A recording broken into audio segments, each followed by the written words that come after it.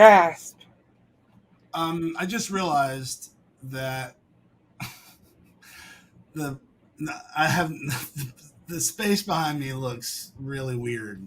It's just it's different. It's not weird. It's unique. I mean, look at that. The bookshelf has been moved into the dining room, actually. So Well, that's a good book. Should be in every room of the house, I say. So it's mostly vinyl. Actually, this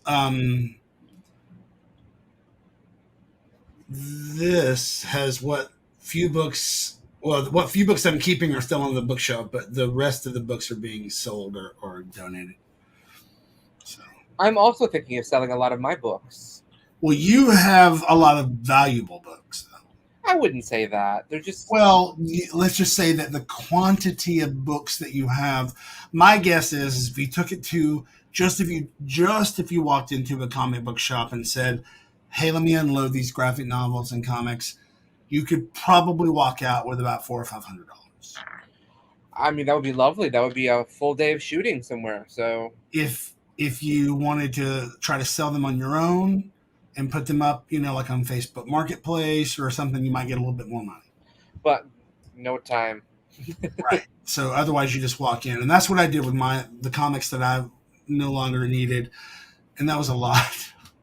I didn't make $400, but I didn't have a whole bunch of graphic novels. You have, I bet, the better part of like 200 graphic novels in your room. I would say so, but they're not so much graphic novels as trade paperbacks. Keep in mind that's a very big difference. Oh, right.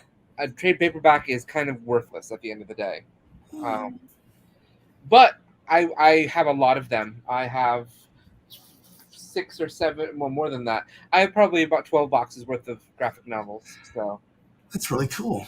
and books and trade paperbacks, really, if you will. So nice. Well, welcome everyone to SideKick Power Hour. My name is Nakia. I'm Joshua R. Pangborn. And we do this on the regular, usually on Monday nights. Sometimes, and sometimes we get to do it on the weekends, and then we re-air something. And that's what happened this past week.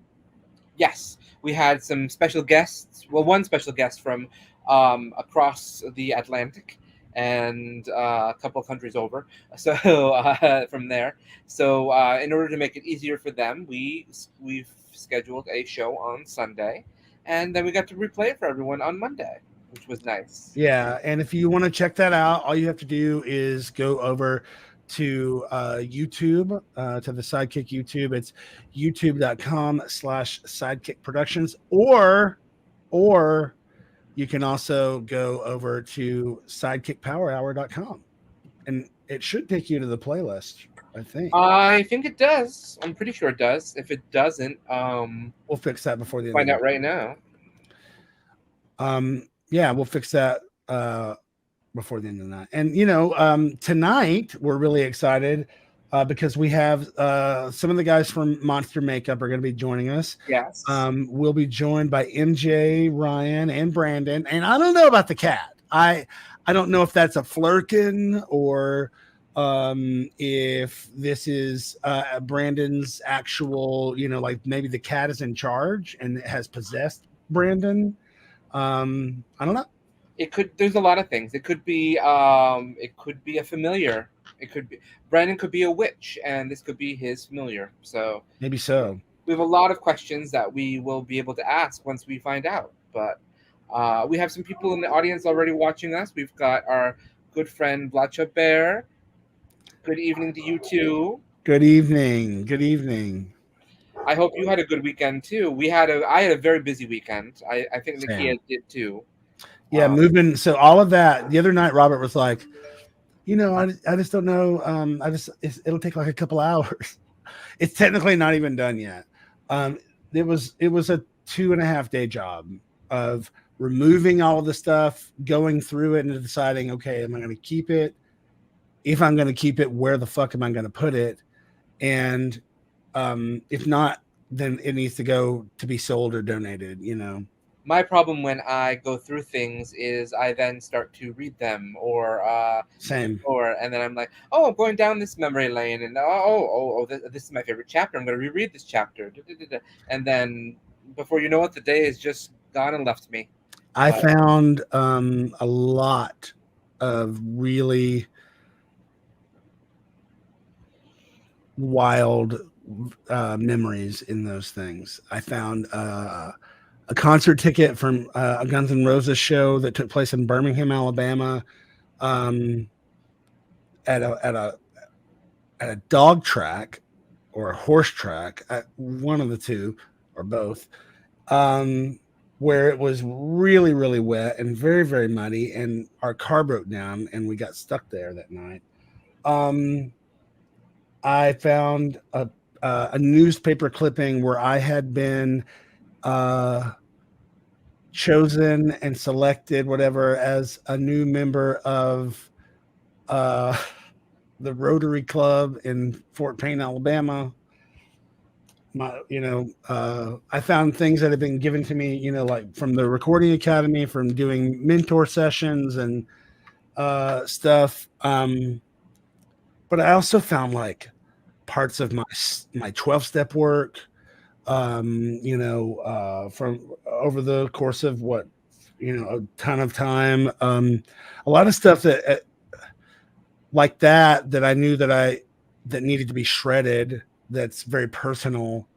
But I was, I'm curious what our listeners think about this out there in the audience. Like I have all of these photos and all of these journals from back then.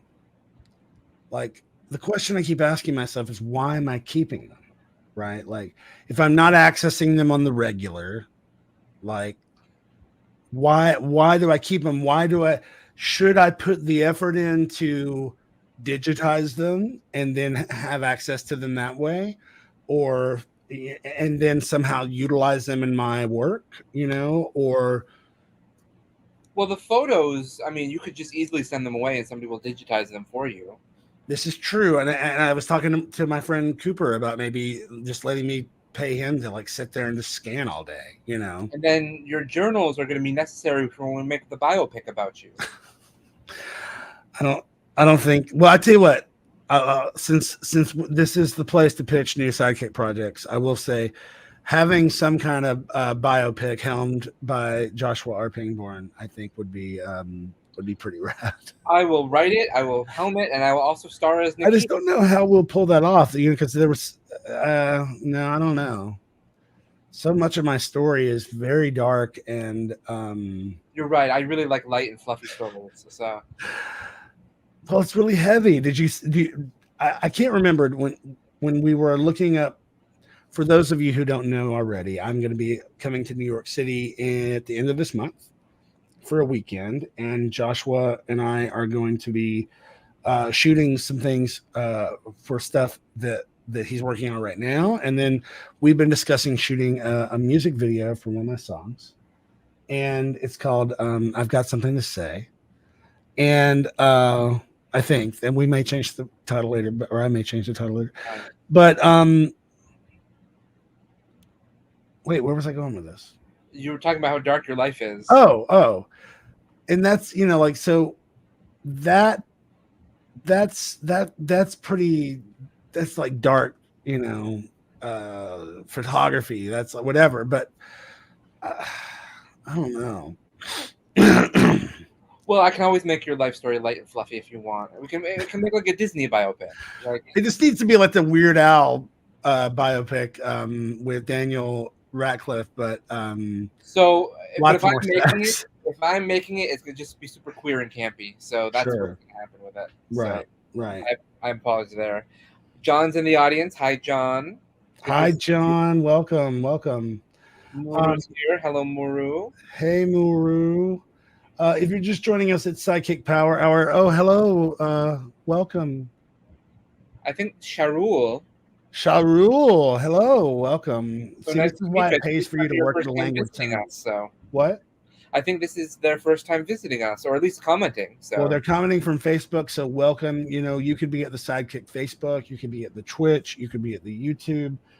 I think you might still be on the X. I don't know if it's still working or not. But that's a great question. those that we're streaming in all those places at once. I'll go to twitter.com and see if it's streaming on X. While you're doing that, I just want to remind folks this is SideKick Power Hour, and we do this on Monday nights at 7 p.m. Eastern for a few hours. And usually we have 2 guests, but tonight we're going to have 3, maybe 4 if we count. Maybe 4 if the cat's here. I don't know. We're still trying to figure out what's going on with the cat. If the cat is part of monster makeup, if the cat has possessed Brandon and is doing like the leading from behind, like a kind of a Wizard of Oz situation. I think that's what it is, really. But we will have MJ, Ryan, and Brandon on. They'll be joining us right about 6:30. They're starting to make their way into the studio now. 7:30. 7:30. You guys, I'm still in Texas. I know it's sad to hear, but it's true. Someday you'll leave. Yeah, I'm gonna pull this up a little bit. There we go. There. So while you're pulling that up, what is new on the Nakia Patreon, Nakia? Well, so I normally, most folks know, if you don't already, that I run a Patreon as well. It's just patreon.com/Nakia, or you can just go there at nakia.net, and there's links there. But I usually release new songs every Friday, and sometimes they're new songs in the sense that nobody's ever heard them, like today, or sometimes they are new in the sense that they are live versions of songs that I had released, or alternate takes, whatever it is. And this week, I did a demo from 2006, is what I said in the post, but I do believe after some more research that it actually might have been 2007 when I recorded this. But I'll play you a little bit of it real quick, and we will take a moment to watch this. Hang on.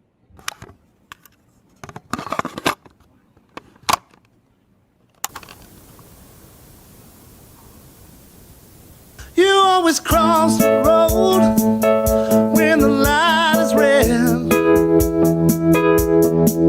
You never come back home at the time you said. And when your friends call you up, you're so quick to go.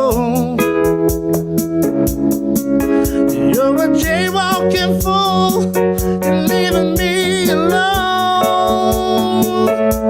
But you always looked better from behind. And I don't think that I can take you back this time. So baby, just keep on walking, I don't mind. There you go. You always looked better. Yeah, so that's over at my Patreon. You can head over there, or my website, either one. This is song 32, I think. 31 or 32. If you ever go back to re-record that, I think I might suggest changing the "and" to "but." But you always look. But which one? But I don't think I can take you back this time. But I don't think I would take you back. Okay, gotcha. That's my grammatical note. Oh, I see. You're grading me. I'm just giving you some grammatical suggestions. Well, while we're talking about suggestions, I want to remind folks that you can become a member of the SideKick Patreon and help support everything that we do by going over to patreon.com/SideKick Productions, or I believe thecrooniverse.com or crooniverse. Thecrooniverse.com. Yeah. We have so many domains, y'all. We're domain free. Every time I mention something, Nakia's like, buy the domain. So I buy all the domains, and then. Well, you just never know. Something may take off. Because now that I own Skeleton Crew, the series.com, Disney might come calling and being like, you know what, we would like to buy that domain from you, and I'm like, well, what are you going to give me? Exactly. But Exactly. if you do go to the Sidekick Patreon or thecrooniverse.com, you will find this week's video that we put up there, specifically me, is the very, very, very, very, very first glimpse of our new series that we're making right now, The Brooklyn Butcher. Wow. It is a quick little gag, a blooper. You definitely want to see it. It's very funny. It's very cute. It's a blooper from the first episode, and I would highly suggest you make some time to go and see it. That's right. Well, there it is. That's the Sidekick Patreon. If you want to see all of that, you have to join. We have lots and lots of videos there for you. That's a lot, y'all. There's Don't one forget. every week. This is what inspired me to do my Patreon. That some of Tom Goss's Patreon, and then Dorian Wood. You know, like the way they do a song every week. We've got deleted scenes. We've got alternate scenes. We've got first time you watch. You can watch an episode before anybody else. You get all the news before everyone else. You get access to our Did private you say all the nudes before everybody? news. News. Although I really keep getting, I literally just got a message 2 days ago saying, "When will you start an OnlyFans?" Right, of course. And I Everybody- said nothing. But if I start one, I will post it on the Patreon first. Somebody you have to, yeah. Somebody reached out to me on Facebook Messenger over the weekend because I posted that National Underwear Day photo that Catalan took in New York. And they wanted to know where they could see more. And I was like, go to LinkedIn bio, linkedin.bio/Nakia. And I sent the link like twice because they kept saying it doesn't work. And then I realized, oh, it's because I was capitalizing the N in my name. And a lot of domains will resolve regardless, but this one does not. I didn't realize it was case sensitive. Yeah. Yeah. So lowercase Nakia, and then somewhere in that link in bio is my my OnlyFans or whatever. But because it was coming from Facebook, I didn't want to like type that into the messenger and make it. Of course, yeah. They might ding me for solicitation. But anyway, it's a perfectly good business. I agree. I don't disagree at all. Yeah. But in the meantime, I feel like that's just a song. It is. There's a song by maybe in the meantime, wait and see. Space Hog. I don't.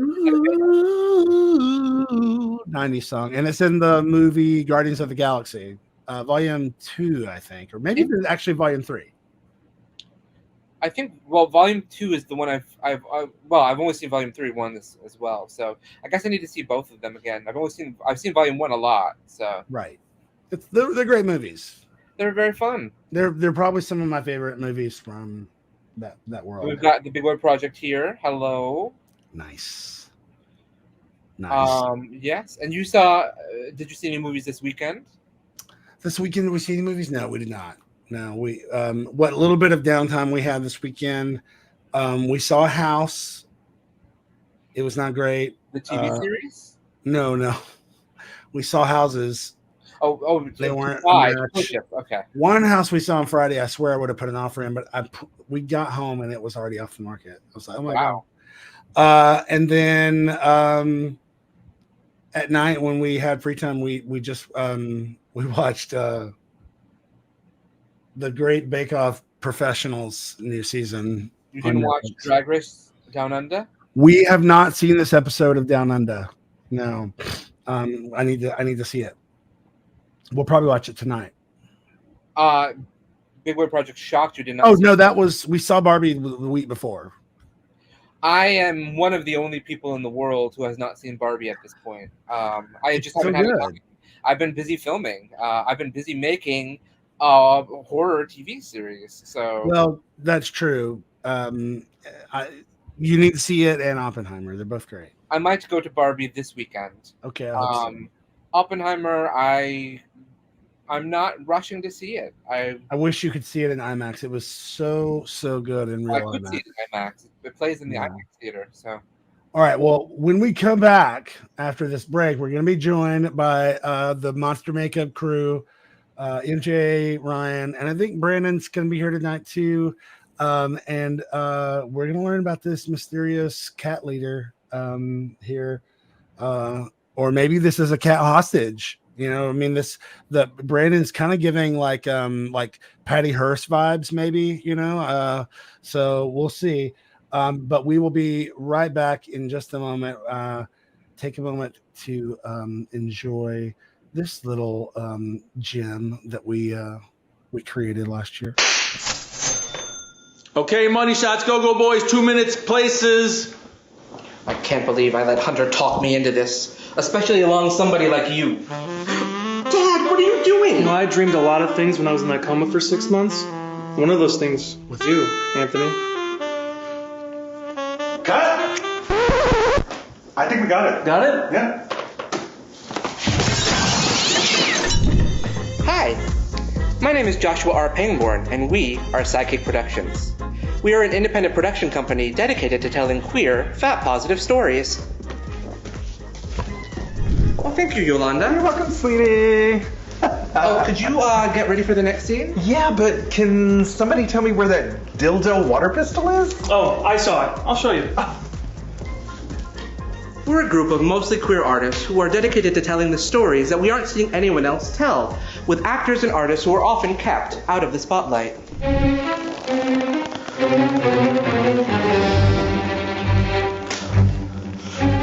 Derek, I know I said it would be a dream come true to meet a real-life witch, but no, I'm not so sure. Oh, gee, what was it? The impending torture that changed your mind? Soon, the demonologist and the detective will be no more, and my house will be complete. How much longer do I need to hold still? Just one more take. Demon Doctor, scene 76, take 93. We each come with a diverse set of skills. And when we don't know how to do something, we teach ourselves. Like how Paul became an award-winning makeup artist. Oh, hey, Josh. Oh, or how Nakia became an award-winning composer and sound designer. I've got this great idea for a new show. It's called Cricket Cabaret. It's a musical show. Oh, I love it. I'm gonna write you some lyrics. Okay, great. Oh, hey, Mark. Do it? Could you change into your diaper? Yeah, can I? I mean, if you want me to. We wear a lot of hats. I'm sure you can take another one. Oh, he can take it. But that's just all part of being an independent filmmaker. Exactly. Whoops, I dropped this. As we've grown, we pushed ourselves in front of and behind the camera, even producing our first feature-length musical, which I co-wrote with Nakia. Oh, hey, here are those lyrics you asked for Cricket Cabaret. Everyone else sees so many different hues, a rainbow of colors from which they can choose. But in my world, the colors are gray. Am I just broken or differently made?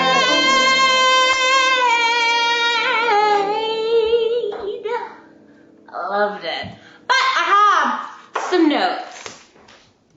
It's front and back. Look, Simon, I'm telling you, something's not sitting right with me in this case. Well, Edward, that's because you slept with the main suspect. And he manipulated you into getting him off. Figuratively with the law, and literally with the climax. And now you're having second thoughts because you found the murder weapon in his sock drawer. No, that's not it. Car, this fool. Was somebody looking for this earlier? Oh, yeah. Okay. Whoops. We started with our queer soap opera, and have since branched into other genres, including horror and mockumentary. Oh, Emmy, are you sure this just isn't too risque? Oh, Felix, have you seen the teen moms we've had to compete with in our time slot? Squirt me, Nana. Squirt me. Anything for my granddaughter! Oh, so wet. Wiggling now. Is it weird that this is turning me on? Join the club, Oscar. Right? Sorry. The batteries are dead. The batteries are dead. Are you serious? The battery. Oh, we're still recording. We love working together and we make mistakes like anyone does. That's what we do, and it's okay.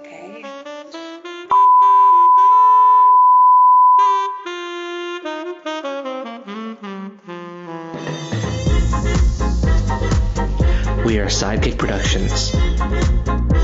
We are queer. We are fat. We are allies. We are people who have stories to tell, who want to share them with you.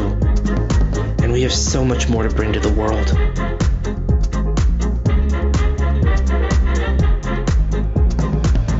So come with us and become a part of the Crooniverse we are creating.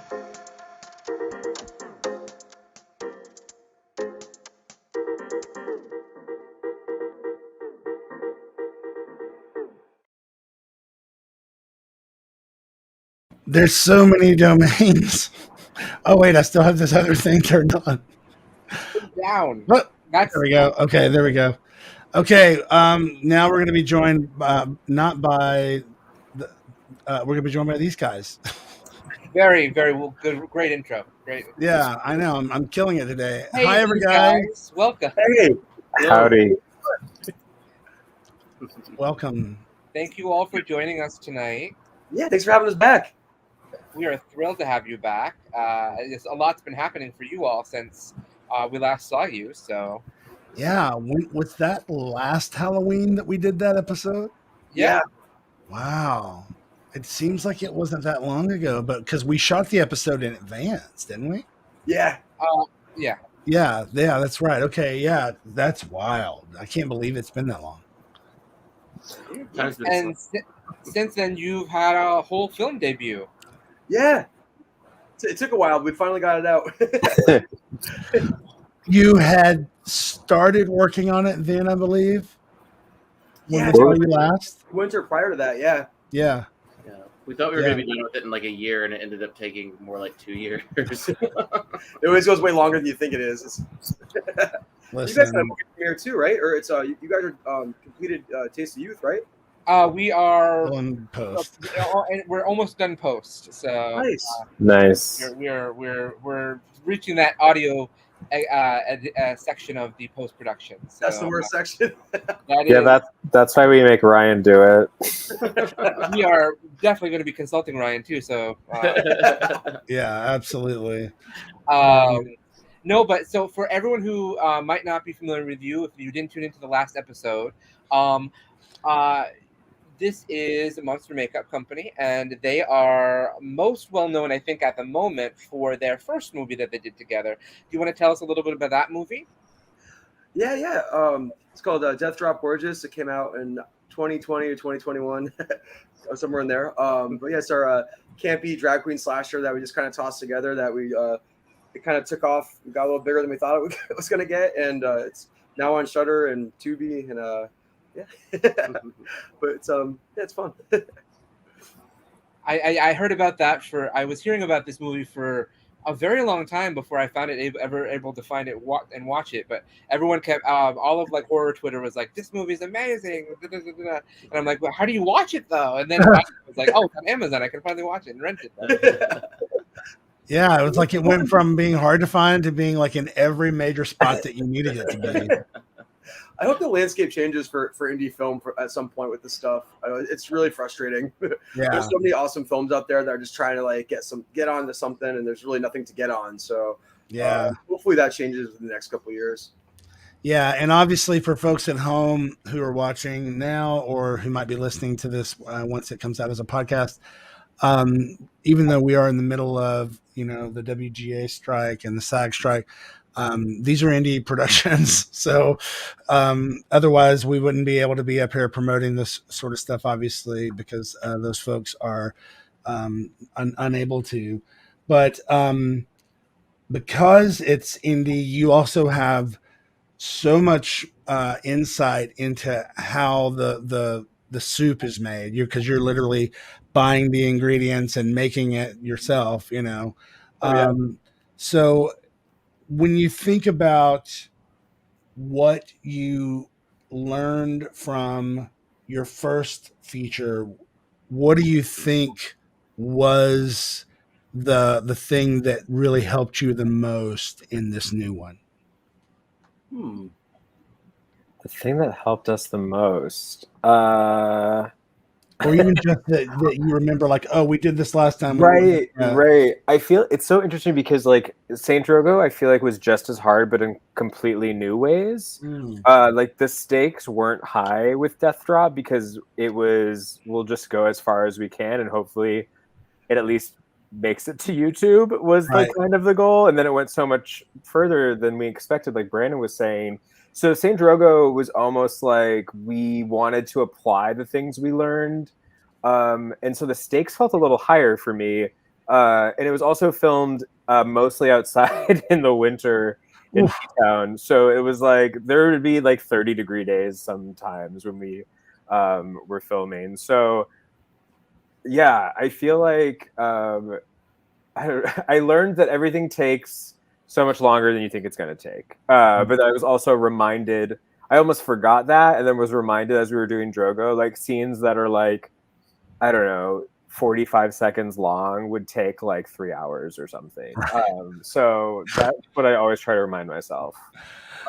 Yeah. I'd say that the number one thing I think that probably that saved us time in the long run and made the biggest difference is the length of the script.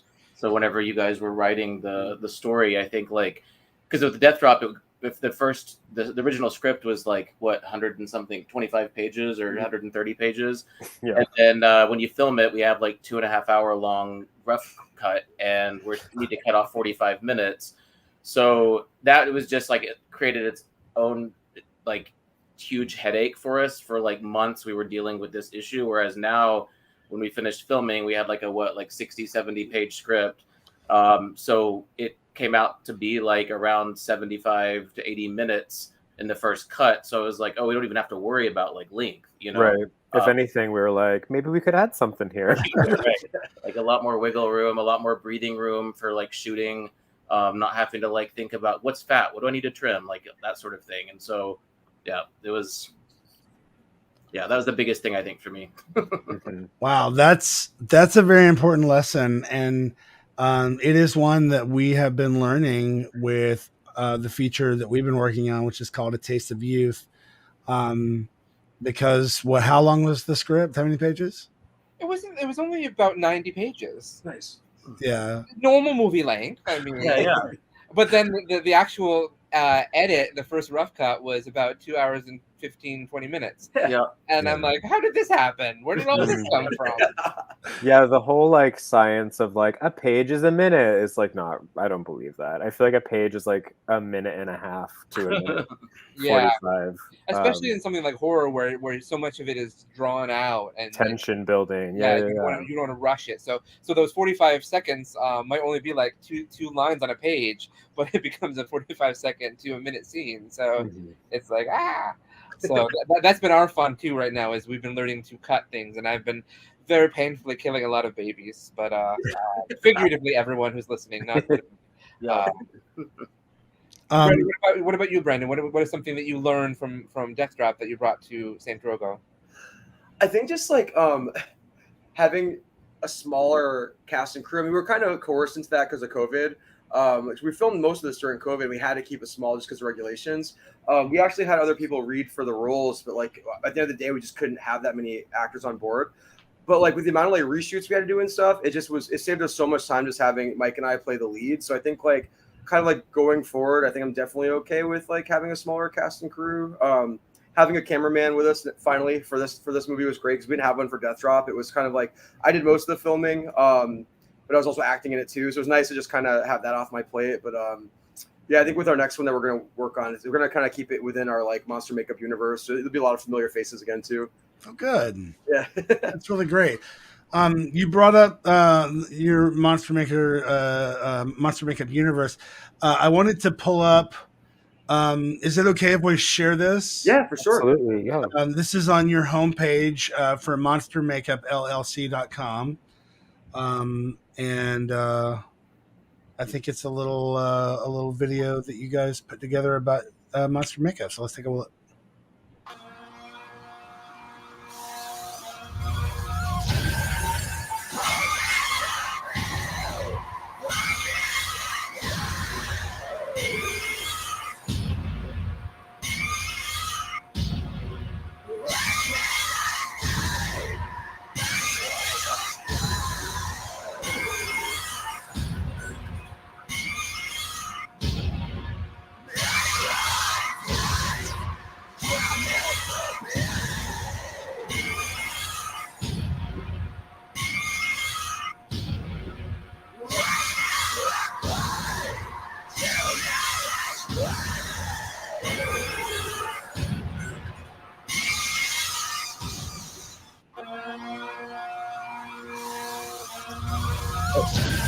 It's going again. Oh, is that on repeat? Yeah. Play it again. Wow. It's worth watching again. It's going again. It's such a beautiful looking film. It really is. Thank you. I can't get it to stop. It's okay. I thought this was something else. I thought you guys made like a little promo video about monster makeup. Oh yeah, the Drogo. Yeah, the Drogo. Because I don't think it said it was the trailer on the thing, so I just clicked it by mistake. But I'm glad everybody. That's the trailer for San Drogo. Thank you. Probably.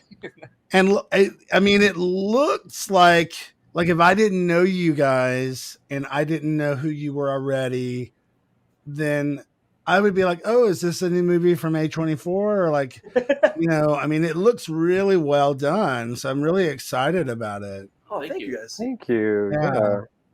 Yeah. Some of those shots are gorgeous. The one of it looks like it's at a beach, but there's somebody standing far away and it looks like you can see a reflection in it. Like, yeah, incredible. Oh, thank you. Thank you. Yeah, we really benefited from having our friend Kevin, who's a photographer. When he was our cameraman for the film, as Brandon said, and he had a great camera where we kind of got to upgrade from our previous film, and so he had already had the camera, the lenses, and everything, and so that way, it at least provided a little more of that sort of 4K, polish. 4K realness is what the kids are calling it. Yeah, exactly. And then just the setting of P-Town, in the off season. Well, I wanted to talk to you about the P-Town thing because I've never been to P-Town, and obviously it was just Bear Week there recently, right? Yeah, and that's a big thing. And I'm assuming you guys have been to Bear Week many times. A handful of times. Yeah, back when you could afford it. Yeah, now Has it become pricey? Oh yeah. Yeah, there's this article I even saw the other day, and it's sort of just it's gone, and then that's part of the themes of St. Drogo actually is the gentrification of these queer spaces, especially spots that were thriving art scenes previous, and now it's more I think the article said something to the effect of a playground for the 1% or something. Wow, it's so expensive. One of Brandon's friends even said to him I don't know, maybe a couple of weeks ago that it's been their slowest season since that he can remember. He works there in the summer, I guess, and slowest season he's remembered just because it's been too expensive for folks to afford it and to go. Yeah, it's kind of a bummer. Because it's famously known for a lot of artists that have gone there and either lived in the dune shacks or cottages there, and now it's just very gentrified. Excuse me. That's unfortunate. Yeah. But I've also heard similar things about what's the other place that the gays go? Fire Island. Yeah. I've also never been to Fire Island. Yeah, I've never been there either. But I've also recently heard that it's also right very expensive, and inaccessible for what I would say is probably the majority of gays. Yeah. It's unfortunate. I do think that one of the things that I loved about growing up in the time that I did and going out to bars and stuff when I did, it was nice because it was wasted. I mean, an $8 pitcher of Long Island iced teas, but like you'd have like 2 or 3 of those for less. That's less than what, $30, and it would be like that would add up to be like 8 or 9 drinks probably at least. So you just get totally wasted. But also the other cool thing about it was because we were trying to be so in the closet and in the shadows or whatever. I feel like that it was a lot more. Like I learned a lot more about cruising and stuff that I don't think people get now. No. And I'm not saying that like, get off my lawn kind of thing. That's not what I mean. I think that there's, obviously I met my husband on the internet, whatever. It's all good. I just mean that it's almost like a lost art form, I was just going to say cruising is definitely a lost art form. I mean, I don't know how to do it. I'm terrible at it. I don't know when someone's gay or when someone's flirting with me. Yeah, no, there's something. Yeah, I definitely agree. Do you guys remember a while back there was a music video and I can't remember who put it out. It was not a metal band, but a rock band, and it had this cruising scene in it. And I'm not quite sure if they thought that it was going to be like if it was intentional. And I can't remember which one it was. I'll Google it in a minute when we're at another break and see if I can find it. Was it the Hellbent for Leather video, the Judas Priest one? I'm trying to remember. There's like a cruising scene in that. I can't. Yeah, I'm like. I think there is one in that, and maybe it is, but there's another one in that. Oh gosh, I gotta think of it because I think it was like some younger guys, if I remember correctly. And I would ask Josh, but he doesn't know anything about. I don't even know what cruising is. So. Well, you don't know anything about much contemporary music, so it's not your bag. If it's not on Broadway, I don't know it. So. Right. So you guys just announced that your film is actually going to be screening soon. Tell us about that. Yeah, this weekend we're going to Denver, and we're screening at Cinema Q. It's through Denver Film Fest. It's the only LGBTQ film fest that they have in Colorado. And we're really excited. We're screening there on Friday night, and we're also part of a queer horror panel the next day. So that'll be a fun trip for us.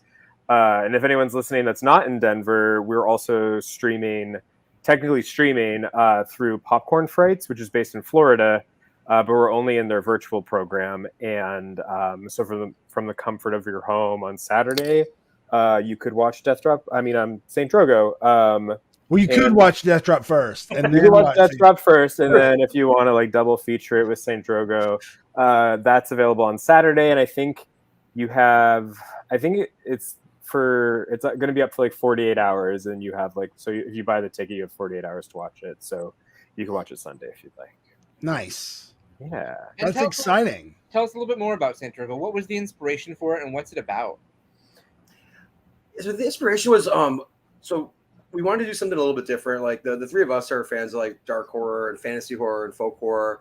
And Mike had an idea about filming in the Cape during the off season, just because it's so just naturally cinematic, and kind of like got together, came up with a story for it, and then decided to just go for it. So we created like our own little weird like folktale, little I guess like our own little mythology based on an actual Catholic saint, and just kind of created a weird little story around it. But it's about a gay couple that goes looking for one of the partner's exes out in P-Town. He worked there for the summer, then never returned. But he's getting like weird mail and messages from him. So they go out looking for him, and they discover that things are not what they seem. Wow, that sounds so cool. Yeah, it's like a folk horror fable. There's what's been very validating for me, at least, there's a lot of people that watch it get really upset. Not in a way where they're mad at the movie, in a way that it's like kind of triggering, which I don't feel good that people are triggered, but I feel good that a lot of anxieties and a lot of sort of like personal experiences with being gay and trying to move through a relationship and and the culture were put into the story between the two leads. So it's a lot bleaker and sadder than Death Drop is, but also I think a lot scarier and definitely a little more poignant. So yeah. Yeah, it looks like a very different. It just looks like a very different type of horror for anybody who watched Death Drop. It's not gonna, because sometimes when you watch movies from the same people, it feels like, oh, okay, like I think James Wan, Insidious, and The Conjuring, they feel like the same thing basically. Yeah, I sometimes forget like which one is which and like what happened to which one. And Patrick Wilson is in both of them, and that gets confusing. So, too much. But these two feel like very distinctly different voices. Not, and I haven't seen San Drogo yet, so I'm sure that I'll see the elements of that are familiar from Death Drop into this, but they feel like very distinct films. Like they don't feel like the same thing, which is, I think, nice, and also a huge compliment to all of you and your abilities to make fresh and exciting things every time. So yeah, thank you. It's the only thing that hasn't come with Death Drop is the special effects are over the top. It's still pretty graphic. Someone passed out at our cast and crew screening really during the gross end. So that was kind of fun. Wow. Yeah. Again, also, yeah, like validating, but also like sorry. Did you have to stop the movie? Yeah, we did. Yeah. I ran out because we weren't sure like what was going on. And I called 911. Thankfully, while I was on the call, a bunch of people came out and told me he was up and fine and drinking water, and I saw him. But yeah, no, like legit had to stop the movie. So he you fell did just like right. trailer, like the Paranormal Experience trailer, where they're like, somebody passed out in the audience. Yeah. We okayed it with him that we use that as any sort of. We were like, "Are you okay if we tell people that this happened before we start telling people promotional? This happened?" Yeah. And he was, he's great. He was totally cool with it. Yeah, that's incredible. That's. I'm really excited to see the ending now, and the whole thing, but the ending especially. So which of these festivals this weekend would you say is the premiere then, or is it already premiered somewhere else? So it technically premiered at Salem Horror Fest in April. Gotcha. Kay Lynch, who runs it, has been a huge support of us, and we like finished wrapping in like I feel like it was like March. Like we like rushed. Wow. Ryan and Roman Chimenti, who also helped with sound. Like we kind of hustled to get it there because Kay supported it, and we really wanted their theme that like this past year too was folk horror, and we're like we have to make it. And she accepted it, like believing that it was going to be good. She didn't even see a cut of it. So we had to deliver, and then we had a little bit of a lull. So we're going to Cinema Q, like I said, in Denver, and that will feel like almost like a second premiere because we've been in sort of a lull and not screening anywhere right now. Oh wow! And then, are there any other festivals in the pipeline, or? Yeah, we applied to a bunch. Fingers crossed. It's been like a little weird right now, but. We're hoping in the fall and the winter there'll be other availability for it. Right. It's hard to like gauge what these festivals are looking for, and historically we haven't been as well received in queer fests actually versus horror fests, which has been like our general experience. Not exclusively, obviously. We're going to Cinema Q, which is queer, and Death Drop premiered at Wicked Queer in Boston, but. Yeah, it's a weird landscape to try to navigate as like horror queer filmmakers. And I think you wrote an article about that, didn't you, or a blog? Oh, I did. Because I remember reading it, so. Yeah, Horror Press is queer run, and it's a really great. For those who don't follow, it's a really great publication, and they were looking for. They had like an open call for Pride or whatever to feature queer writers, and I was like, I have something to say. And so I interviewed a bunch of other queer filmmakers who had a similar experience to us. Just like a lot of like nastiness from programmers or like direct messages that were like, your film I don't know, like appropriately represent the community or something, just like shit like Sure. that. So yeah, I did write an article about it. Good. Yeah. Well, you guys have been really, also very beneficial in helping us and passing along things that we need. And I think, we talked about this last time, but it is so important for the people who are trying to do this stuff to, help each other out and figure out ways to support each other, because like if we're not doing it for ourselves, then what the fuck, No, yeah, absolutely. And so it's really refreshing, to hear and see, when you're actually out there, because I've also seen some of the tweets about, I think this was probably around the same time that this article came out, maybe, and it's nice, I think people get this idea that it's you just finish something and then you submit it and everybody is excited for it or whatever, and that is not always the case, No, yeah. and it is especially not always the case with queer stuff. And then the fact that you are also horror, again, like you said, it's not the easiest reception. And so what do you think drives you to keep pushing through those negative reactions, to keep going back to folks like Kay and these other people that do support you?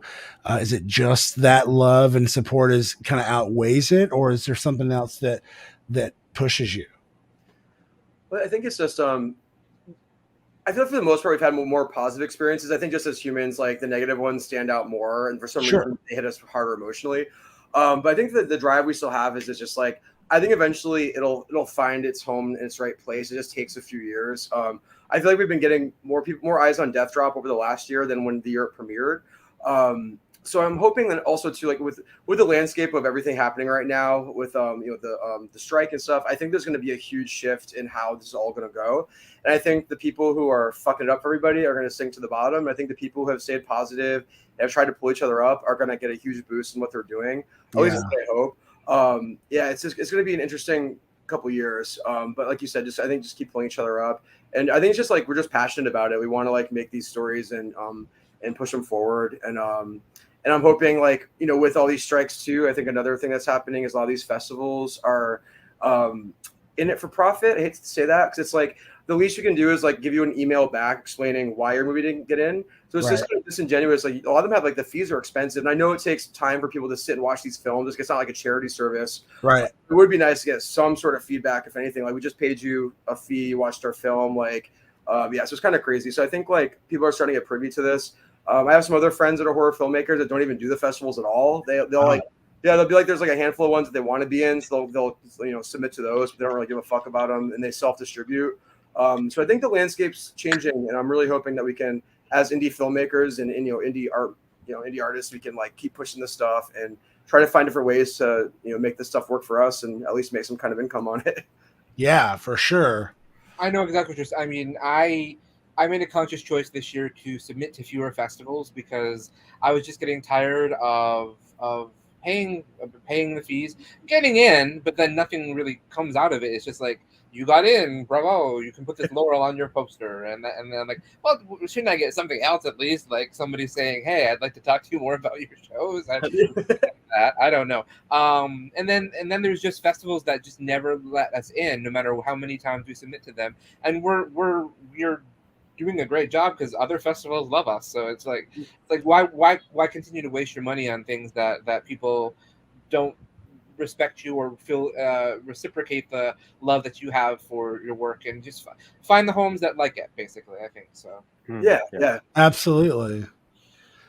Yeah, I think also, like, going back to your question, in terms of like what keeps us going, I think when we started, we always knew that because of the nature of like the stories that we know and that we're interested in telling, that there was going to be people that don't like it, and you're telling stories that are kind of like on the fringe culturally. There's always going to be people that are like just not into it. And so I think like kind of what keeps me going in part is the fact that when there's that contingent of people it's luckily ends up being like a sizable contingent that actually your film does resonate with and that do really enjoy it and actually like watch it like 5 times. That's like the thing that's like, all right, we reached our target audience. These are the people the movie is made for. The other people, like, fine, whatever, you don't like it, I don't care. But Right. it's the fact that there's actually that group of people that really love it, and that get it and that like understand and like I said, the message resonates with. And so I think like we were lucky enough to get that with Death Drop, and we have people that are huge supporters and big fans, and that's the sort of thing I think that like lets us know that we're on the right path. So yeah, I love that. Okay, we're gonna take a real quick break, and when we come back, we're gonna talk about the cat because there's been some discussion about the cat. Since we have been talking a little bit about festivals and indie queer horror, we will be back after the trailer for our new feature, which is approaching the audio stage, A Taste of Youth. Stand by. We'll be right back. And your mic's supposed to be live during this, by the way. If you got your mind made up, you're gonna leave, hoping you'll take your sweet time. Won't you take your sweet time? 'Cause I'm not quite ready.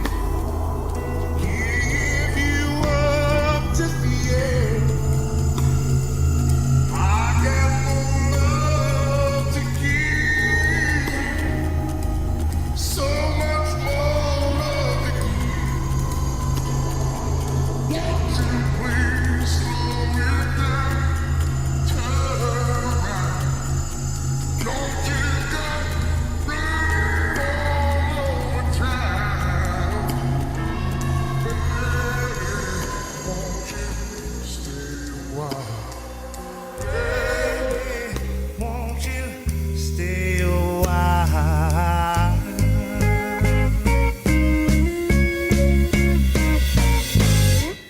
Oh my goodness, A Taste of Youth. It is still being made, so you can help us finish it by making a donation if you want to, over at Venmo or Cash App or PayPal. And of course, you can always help by joining the Crooniverse over at patreon.com/sidekick productions. Or you can help by buying a t-shirt at the sidekicksupermarket.com. We got a lot of really cool shirt designs that have been made by Matthew Teeter, and I think a couple of other designs. But we are here right now with the good folks from Monster Makeup Company out of Maine. Is that correct? Oh, Rhode Island. Rhode Island. Sorry. Close enough. Close enough. New England. Yeah. Yeah, there you go. So when did you guys first meet? 2000 and well, I mean, we met in like 2011, Yeah. I believe, yeah. And we've been together for the past like 11, 12 years. I know Chris Dalpy from even before that for other Monster Makeup crew. Probably I met Chris probably like 2007 or 8. And Wayne Gonzalez. Wayne in like 2007 8. All right, yeah. And then you did Mike around 12 years ago as well, right? Yeah. 11, 12 years. Yeah. Yeah, I think it was a few years before you met Ryan. Oh, okay. Yeah. Yeah. At a bar in Boston. And then we just kept in touch and talked about horror movies, and then we made one. All right. So earlier we were talking about our friend the cat on this image. I have to tell everybody, this is not an image of the 3, or really technically 4 of them. They were not all in the same room. These were 3 different photos, and the first photo in the email was Brandon's shirtless cat photo, and then I kept scrolling, and then it was the other photos that were. They looked like they were almost like professional photos, and yours looked like that it had been, like a Polaroid from like a sex party or something. So, like the quality of it, so I'm just curious, who is the cat? That's our cat Lynx. She's like our kind of like unofficial mascot. Yeah. She's a cute demon. I She's love like it. Very evil. I love it. it. Is he going to go get her? Yeah. Oh, because you're there now. I wasn't sure if you were there, if you were on your way to Colorado or something already. No, she's made secret appearances in Death Drop. You can see her. I think it's like her tail. Yeah. We filmed a lot of that of Death Drop in our house. Like our basement is like the drag dressing room and Toby's office, and so she's kind of slinking around the sets all the time. Yeah, for folks who live in New York, a basement. No, I'm just kidding. In Texas, we don't have a lot of basements either. Not even in the Alamo. Nothing. No, there's no basement in the Alamo. I did see that they tweeted and posted a photo and said that there is a basement in their gift shop. Aw. It did Pee Wee dirty then. I know. Well, I think they added it after the fact. Okay, so the cat, Lynx. How old is the cat? She's like 14 or 15. It's crazy. She looks much younger than she is. Like she's still super active. She'll like jump up on counters and runs around the house all day. So wow, she'll probably like live forever. She'll outlive us, I'm sure. Yeah. So you've had the cat longer than you've known Ryan. Yeah. Okay. Yeah. Gotcha. Robert is allergic to cats, so we don't have any cats. But every time I see a cat, I want it. See, I used to be allergic to cats, then I got one, and the allergies eventually just kind of went away. Oh, interesting. Yeah. We have a dog, and I think she would actually love the cat. Aw. Because she's so sweet. I mean, she loves to chew on her, toy and stuff, but she only has she's not a dog that like chews on a bunch of stuff. She only chews on the stuff she knows she's supposed to chew on. And I think we've seen her with other small dogs, so I think she'd be okay with a cat. Yeah. Do you guys have dogs as well? When my ex lived here, I used to have a dog that lived with her. They got along pretty well in their own weird little way. Yeah. We don't currently have any other pets other than her, though. Wow. And what about you, Mike? Pets? I actually live with Brandon and Ryan. Okay, gotcha. I'm just at my boyfriend's house right now. He has 2 dogs who are very sweet. I don't have current photos, or they're not really close by me. But they look like little old men. They're very cute, with like gray beards. That's adorable. Yeah, they're sweet. I wish you would have been like, I'm actually sitting directly across from them. I would never do that with the Echo. That's true. It would be hell. Okay, so you guys all have tattoos, correct? Yeah. Mm-hmm. Or Ryan doesn't. I don't. Yeah. Ryan doesn't. Okay, so my husband says he'll never get a tattoo. Ryan, would you get a tattoo? I would. I'm not opposed to it in principle. It's one of those things that's just I've never felt like super motivated enough to go get one tattoo in particular, and so I've just never gotten one. Okay, so what I wanted to ask you guys about specifically, and Ryan, you can say whether or not you would if you've got a tattoo, if it would be something of this. But do you guys have horror themed tattoos? Yeah, I have a lot. Oh, really? Okay. I'm thinking of getting something Freddy Krueger related. Yeah. Mike and I have matching Death Drop tattoos too. Oh, really? Yeah, we have bro tats. It's like a. Can you even see it in that camera? Oh yeah. Kind of dark. How do I do it? Now you're just showing us your butt. I go this way. There we go. Now it's go. like it's a drag queen hand and a meat grinder. Oh wow, that's great. Mine's also on my thigh, but I'm not going to get up right now. You have like the Halloween tattoo, the Michael Myers one. Nice. Mike's like, listen, I am gay and tired, so. Yeah. Brandon also has a full sleeve of cryptids, which I always appreciate in the love. Oh. Yeah, I love that. Wow. I saw a Crypt Keeper tattoo on Instagram the other day that was really good. I don't think that I would ever get Crypt Keeper on my body though. I think he's fun and cute actually, but he's also kind of annoying. So I could only handle it. Like I don't think I could binge watch Tales from the Crypt just because of that. Probably I don't know. Maybe it would have aged better. Did you guys watch stuff like that growing up? Yeah, I was a little afraid of it at the time when it came out. Like I was like kind of scared of horror movies, but like Right. Tales from the Crypt is like one of the first horror adjacent or horror things I started was able to watch when I was younger. But I bought a bunch of the DVD series. I have like seasons like 2 through 5, and they're pretty good. Like they're super fun. Like I miss that format. And I love they have like all these like guest directors and all these like random celebrities and familiar faces. And like I'd say the majority of them are pretty good. They're really well written. Like nice, like short and succinct little stories. They're fun. Did you guys ever watch the Nightmare on Elm Street one? Oh yeah, I love it. It's such a mess. It was only one season, right? No, there's I ordered it on eBay. I got these like bootleg DVDs of it. I think it's like 2 or 3 seasons. There's way more than I think it's on Tubi right now too. Oh, nice.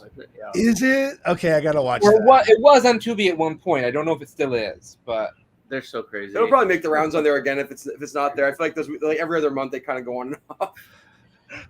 I love Tubi because of so many things that they offer, but it's also like, how can I find anything on Tubi? Because it's just not well curated in terms of finding anything. So Yeah, it's interesting. We've discussed this, and I don't know if you guys, but have discussed this at all or not. But I'm sure you know about it. But like, you can actually like, I don't know if you guys have World of Wonder app.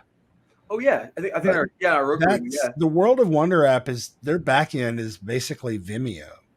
Oh really? Oh, interesting. Yeah, so Vimeo has a platform that you can actually use to create your own app, and they host all of the stuff and all of that. Huh.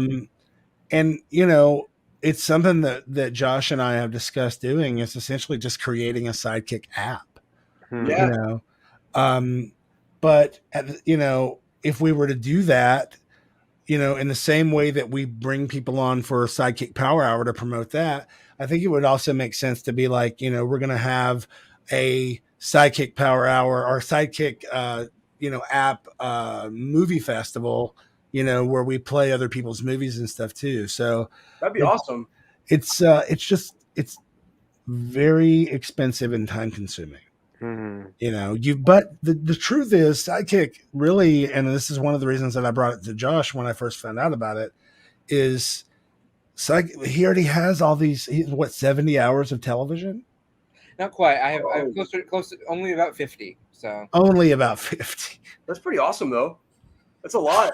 That's a lot, dude. So I've only made 50 hours of television. And then when you take into effect that we also have this show and other stuff like this that we're doing, which brings me to something that we wanted to talk to you about. So one of the things that we are going to be doing soon is in the past we've done this, but we're going to do it a little bit differently moving forward. We've done these live readings of scripts and stuff. Would you guys ever consider joining us for a live script reading? Oh hell yeah! Oh yeah, definitely. Awesome. Yeah.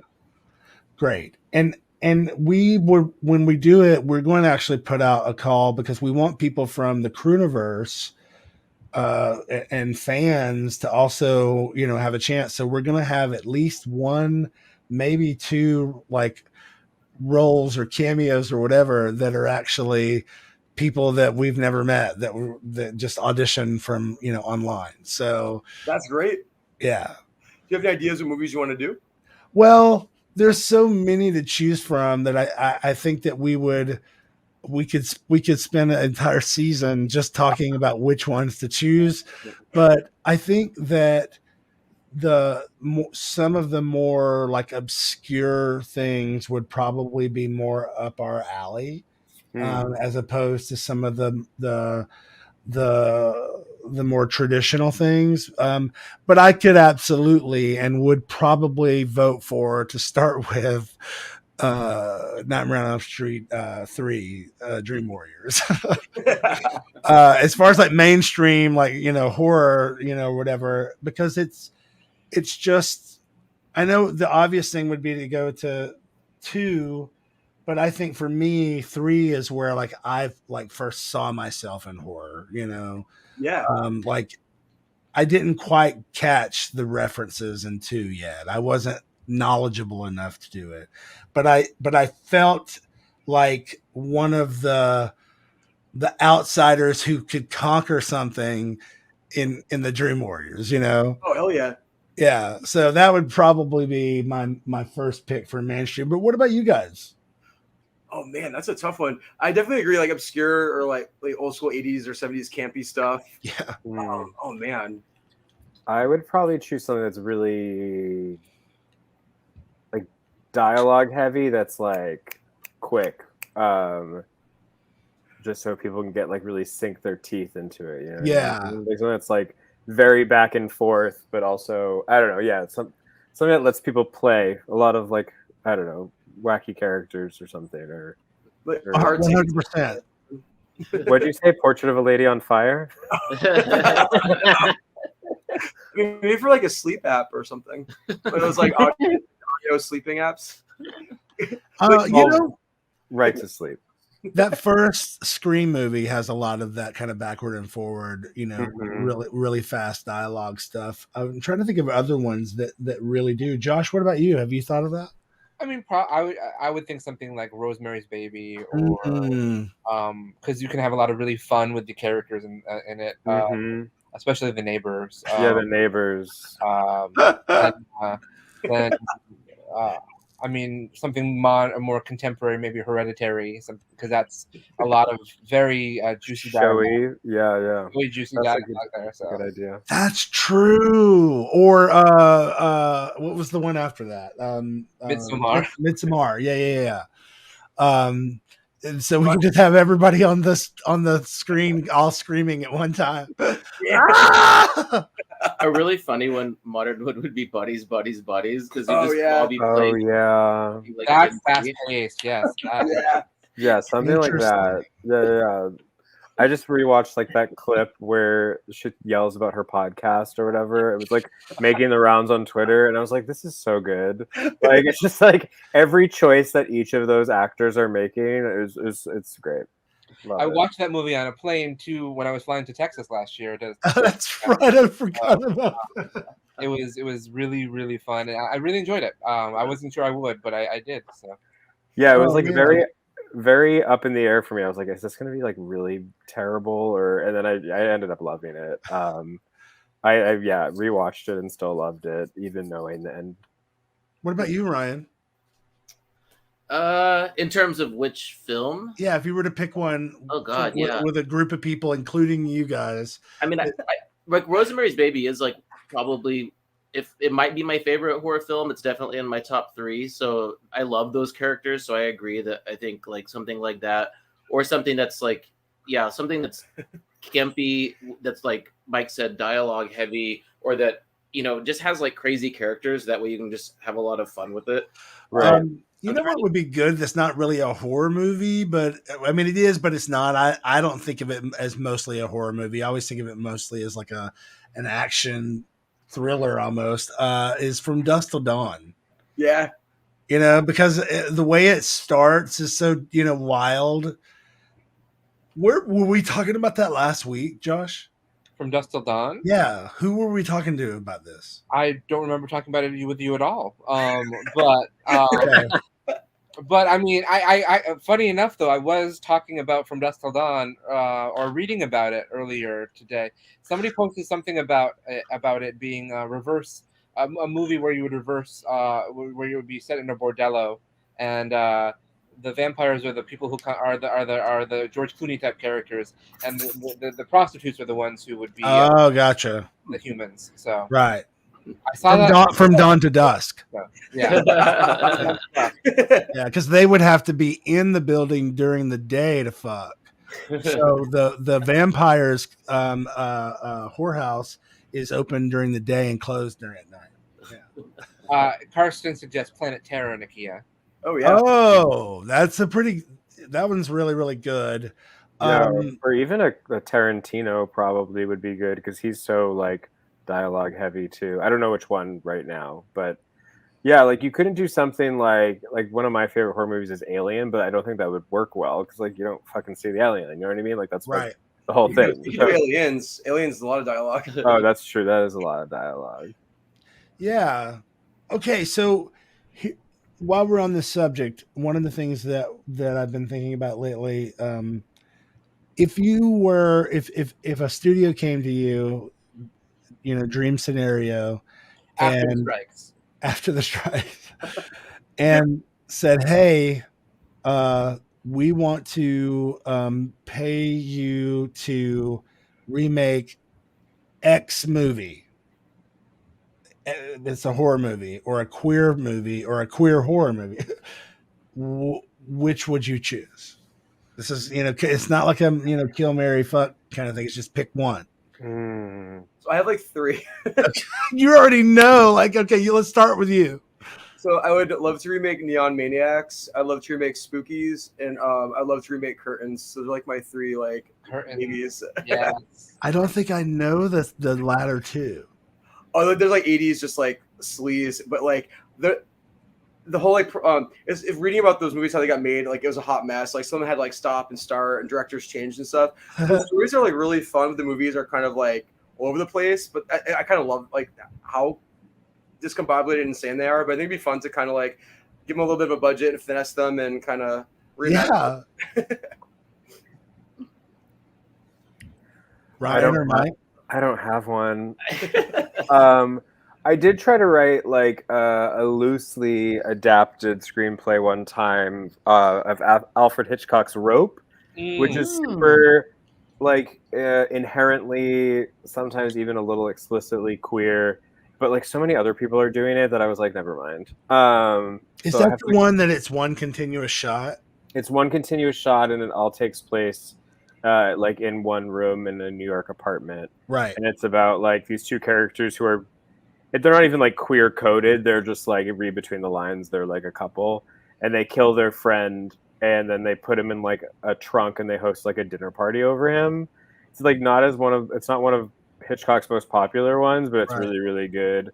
I remember it now. Yeah. Inspired by a true story, I believe. Yeah, inspired by a true story. I think it was like a stage play first, maybe, and which makes sense because it translates. Into like single setting, and then I think like it obviously with all single takes, it's never actually a single take. It's like there's like a slight edit here and there, but single take. And it's it was the thing where he'd go into the back of the suit and they come out. And, So I loved that. The movie's so good. And like a good piece of evil gay. You know what I mean? I don't know. Yeah. Ryan, any thoughts?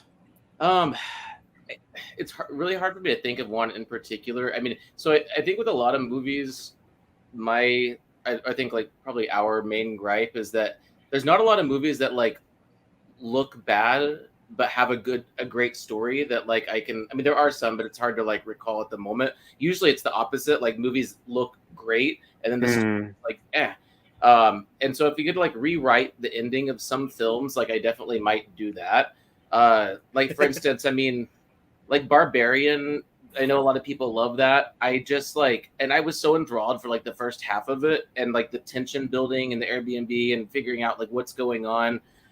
Once it like switched tone and like just sort of like got insane and went off the rails, it did so in a way that just like lost me a bit. I think it, like the ending I would have to reel in and simplify a little bit. So I think like I'd have to think a bit more maybe about some other films. I feel like often the third act is a thing that like where things just sort of like fall apart for me. So a movie like that I could maybe have some fun with and try to simplify.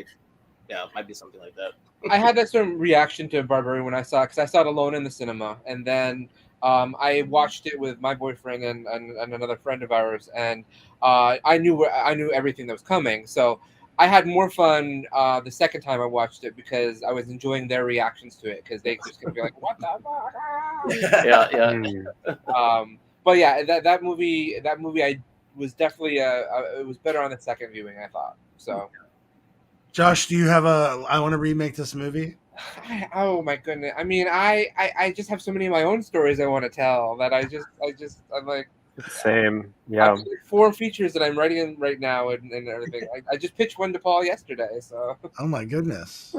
But if I don't know if I have one that I'd want to remake because I love them. If I love the movie, then I don't want to remake it. Then. Right. Yeah. I tell you, I think this might sound weird, but I'd like to remake Faces of Death, but I'd like it to be a story about the making of Faces of Death, but like that it has like a inside like killer that's going. You want to do Wes Craven's New Nightmare, but with Faces of Death. No, because it's not. Most of that stuff wasn't shot in like traditional studios and stuff. Like that's and that was based essentially on existing property kind of thing. This you'd have to follow them through some of these weird fucking places that they went to get this footage and stuff. I heard a great piece about them on NPR a while back. I'll have to find it and put it in the comments later. It's it's fascinating. The guy who owns all that stuff now is the son of the guy who did it all. It's a very wild story. That's crazy. NPR had that on. I'll have to check that out. Yeah, that it was crazy that NPR had it on, and it was one of those things that, like, again, I was like immediately tuned up. Yeah. Okay, so you guys have been here a minute. Is there something? Oh, Josh, you had a question that you wanted to ask. Well, other than saying Drogo, what's come out this year that you want to highlight in horror? Oh, just like that we're working on, just in general. No, from the horror world of like horror movies that came out this year. Sure. Is there anything that you really thought was great and you wanted to tell people they should watch it? I know that I'm pretty sure you guys weren't, at least some of you weren't a fan of Scream 6. I know that. So I played the 5th. Were there any films that have come out this year that you enjoyed? Yeah, I really enjoyed Alice Mackey's which is that press Nakia, the movie T Blockers that she made. We premiered in Fest, and that was really fun. It's good. I think I think what else is I'm looking forward. I love the Rooms that's coming out soon. I saw they made a movie about the Loveland Frog Monster. It's another cryptid that's going to be in the Popcorn Frights Fest. I'm psyched about that. Yeah, I don't know. I have a book coming out, or like a body horror, but that'll be coming out this year. Oh, that's cool. I do love a good body horror, so that's exciting. There's some queer elements too. So yeah, it's because I think I watch so much horror. I've lately have not been watching horror, but I do want to just shout out, and I'm sure most people have already heard of this. Is Horror in the High Desert? I think is like. It's very hard to scare me in a horror movie lately. Like, obviously, not including jump scares because those are just like cheap, quick ways to get us scared. But Horror in the High Desert, I would like both 1 and 2. There's 2 out. I was like actively scared. Wow. And yeah, so I would highly recommend those. They're both like on Amazon. I think you might have to rent the second one still, but I think the first one's like free somewhere. Okay.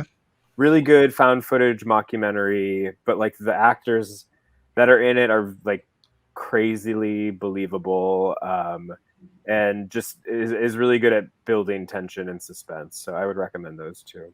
Gay director too, and he's like super nice too. He's an awesome guy. He's been like super just kind and like kind of answering questions for us too as we've been going along. He's a good dude. Yeah, so definitely recommend it. They just wrapped the 3rd one too, I think. So that's wow. Out. Yeah. I have not seen these. Josh, have you seen these? I've heard of them. I haven't had a chance to see them yet. No. Okay. Well, we're definitely recommend. Yeah. The first one's definitely a slow burn.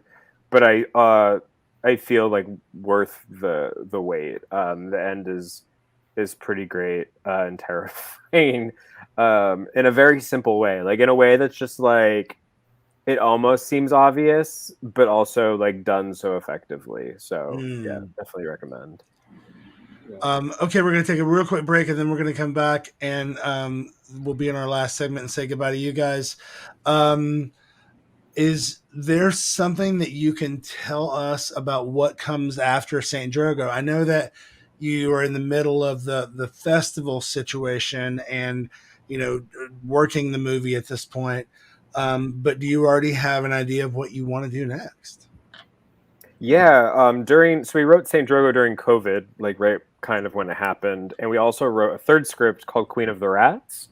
And we decided to do St. Drogo first because it doesn't have a cosmic monster in it, and so it has something else in it, but not. So yeah, Queen of the Rats is tonally going to be very in between Death Drop and St. Drogo. So it's like not as campy and over the top as Death Drop, but it's also not as like dark and bleak as St. Drogo is. And it's about Providence in the early 2000s, and there was this like thriving art warehouse scene at the time. A lot of like abandoned mills and warehouses from the industrial era became like artist spaces and performance spaces. So it's about a band at that time. And it also involves the mafia, because the mafias have like deep roots here in Providence. And there's also like a cosmic Lovecraft monster. So It's a whole slew. It sounds very weird altogether, but it works pretty beautifully. And it's probably like the proudest thing that we've written together. We're really excited for it. We really do operate on like the same like parallel wavelengths, because the show that I'm making right now, I just have a scene that I shot with a cosmic Lovecraftian. Nice. Yeah. That's awesome. I didn't even think about that, Josh. Right now, Josh has been shooting a new show called Brooklyn Butcher, which is you've shot everything but mine. There's a couple pickup shots for makeup that we have to do, but yeah. So I'm flying up at the end of this month to do my parts, and I'm really excited about that. And I don't know when that'll come out. We'll have to figure that out. We'll see. We're so behind on everything because of me. I'm the audio guy, and I'm still debating too if we even put it out as a series or if we put it out as an anthology film. The way that the movie works, the way that the series works is it's 9 episodes. Imagine the Twilight Zone 9 episodes of the Twilight Zone taking place at the exact same time in an apartment building. And so every episode is a self-contained story that together builds up to a larger narrative. That's awesome. So I'm debating, do I do it as a series or do I end up doing it as an anthology film actually instead? Something like 26 ABCs of Death or something like that. Yeah. So I'm going back and forth on that because it might cut together that way and we'll see what we do. But in which case I'll have done 2 feature films in 2 years. So yeah, that's awesome. Anthologies do pretty well too. People like those.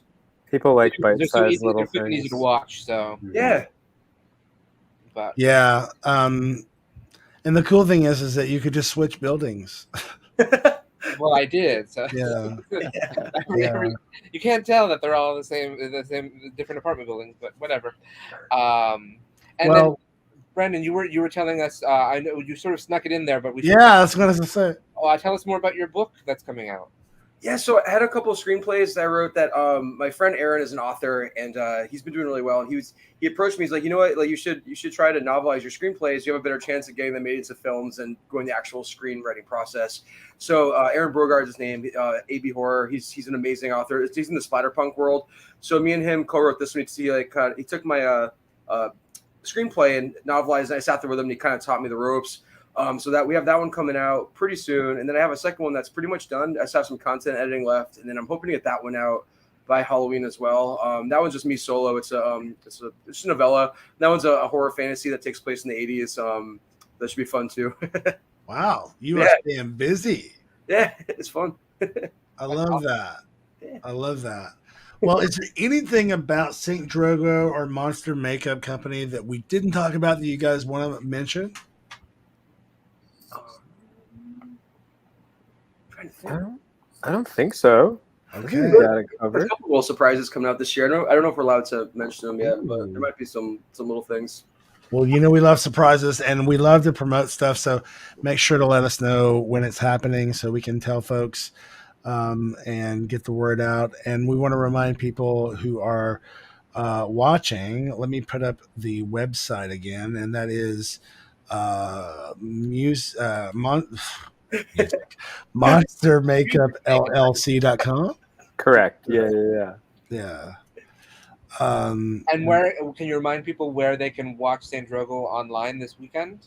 Yes, Popcorn Frights, and it'll be their virtual program. So they do have an in-person program, so don't click that. Click their virtual program, and it will be Saturday. And I believe it's up for 48 hours. And then once you hit play, you have like 24 hours to watch it. So yes, Popcorn Frights this Saturday. I think like the ticket's like $12.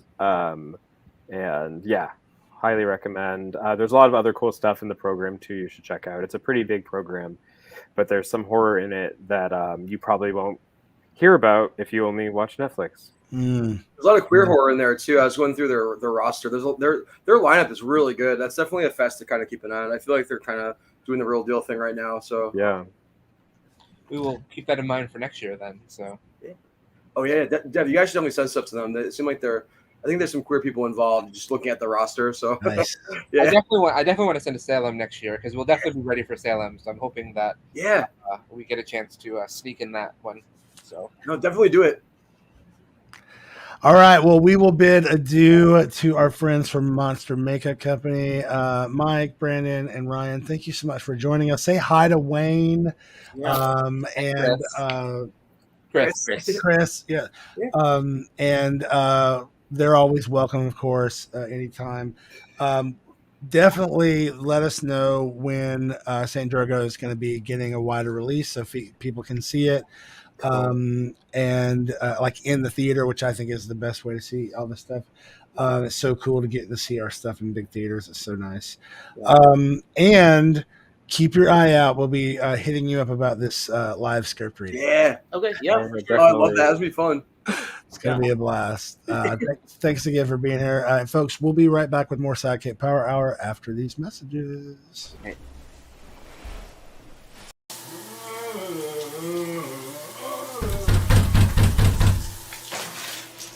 Hello? Somebody there?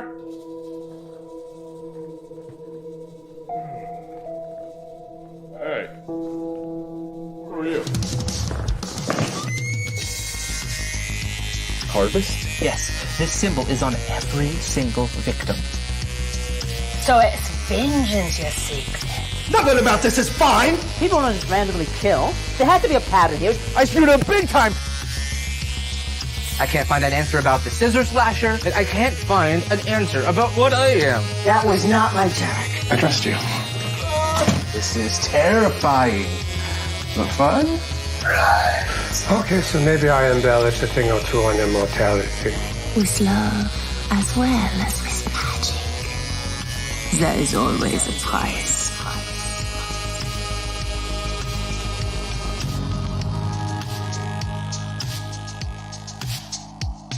I am very much looking forward to it.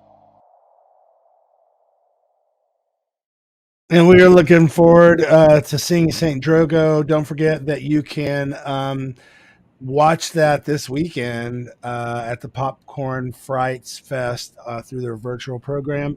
We'll try to track down that URL and post it in the comments later. My name is Nakia. This is Joshua R. Pangborn, and this is SideKick Power Hour. And we were just live with our good friends from Monster Makeup Company. I had a blast. It was wonderful. They're always so nice to hang out with. Absolutely. I didn't even. I wish we had. I had noticed Big Boy Project's comment because we would. This would have been a great question to ask them. We can talk about it though for us. Yeah, that is a great question. How do we handle making difficult decisions such as trimming things down or talking about changes? Well, for us, it's really just a lot of me yelling at Josh. and no, he's not lying either. I mean, there's a lot of screaming and saying, "Cut this! Cut it!" I have been by far the most vocal proponent of editing more out of the movie. Yes. Unless it's his scene, and then Even if it's my scene, despite the fact that I was only given a such short amount of screen time, you ended up with more screen time than you originally would have had. So I know. It's so ironic actually that because Phil could not make it because of airline delays, I ended up getting to do the role that I get, and I am super stoked for people to see it. I'm pretty excited too. I really now that I'm done with principal photography for BB or the Brooklyn Butcher, if you will.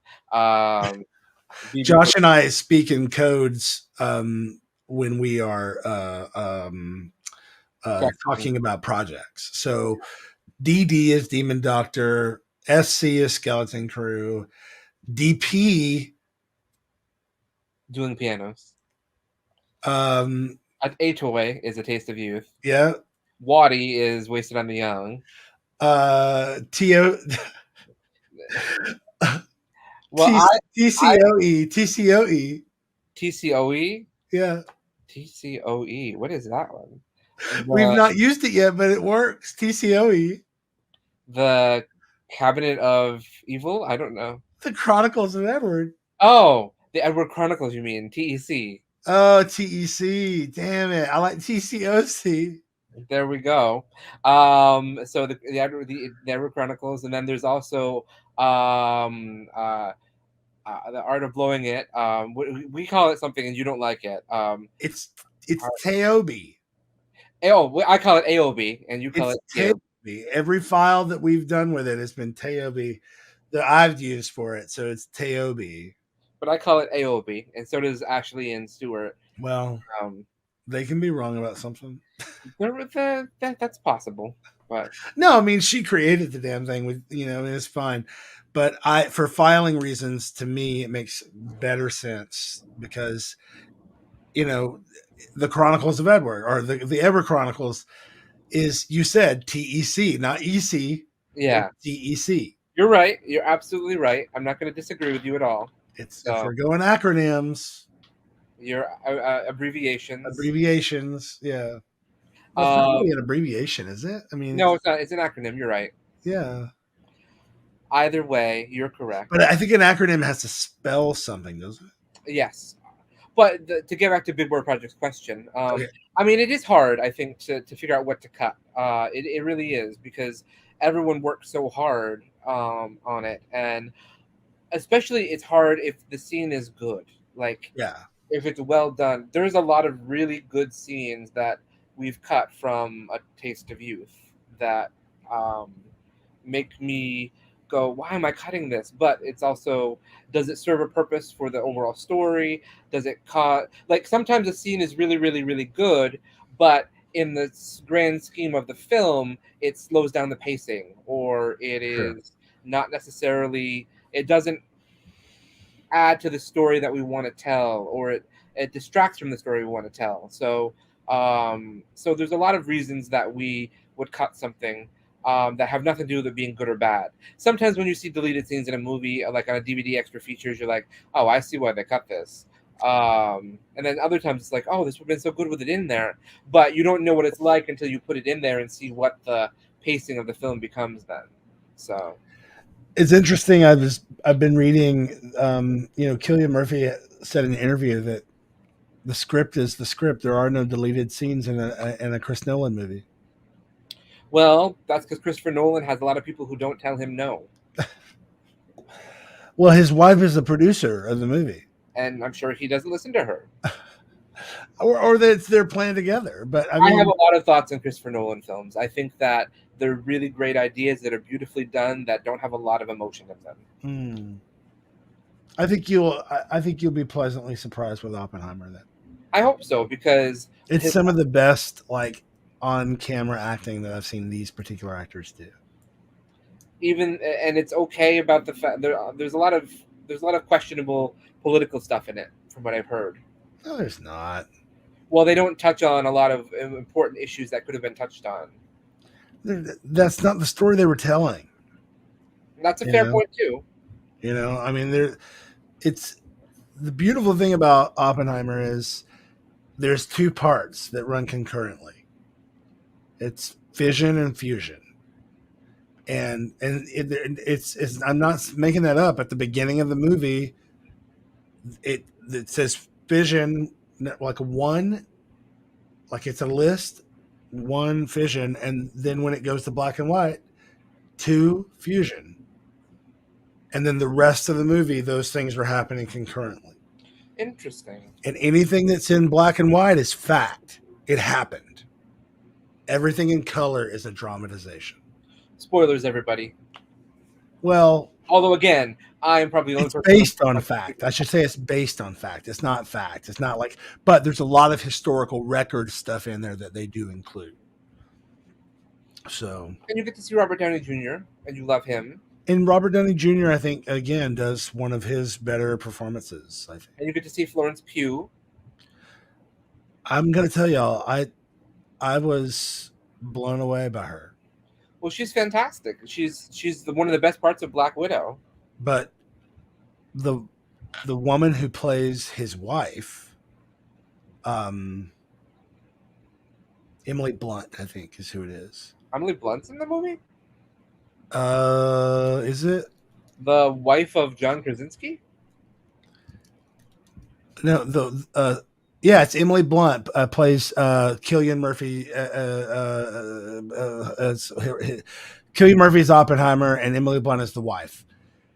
I didn't even know it was her until after the movie. She was, and that's how fucking good she is in the movie. I mean, it's a great cast. You've got Rami Malek, you've got Jack Quaid, you've got yeah. I mean, a lot of the you really should see it.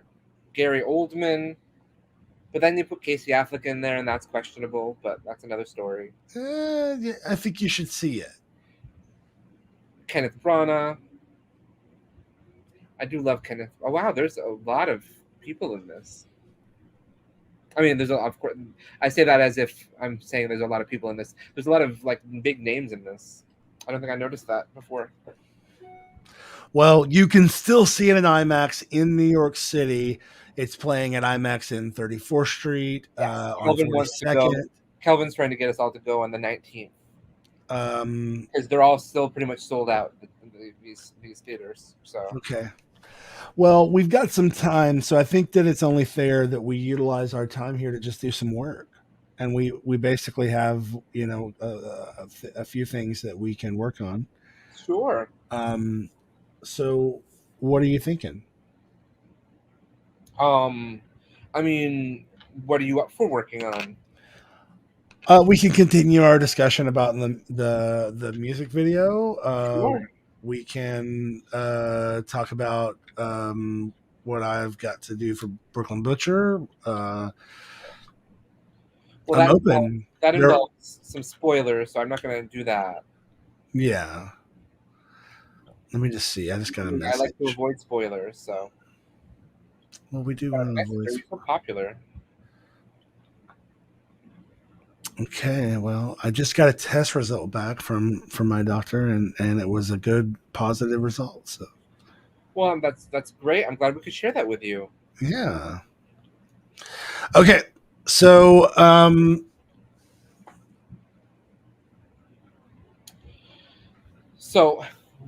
to catch everyone up, then Nakia is trying to figure out the story or the through line of the music video that we're trying to film when he comes up here at the end of August. We have a lot of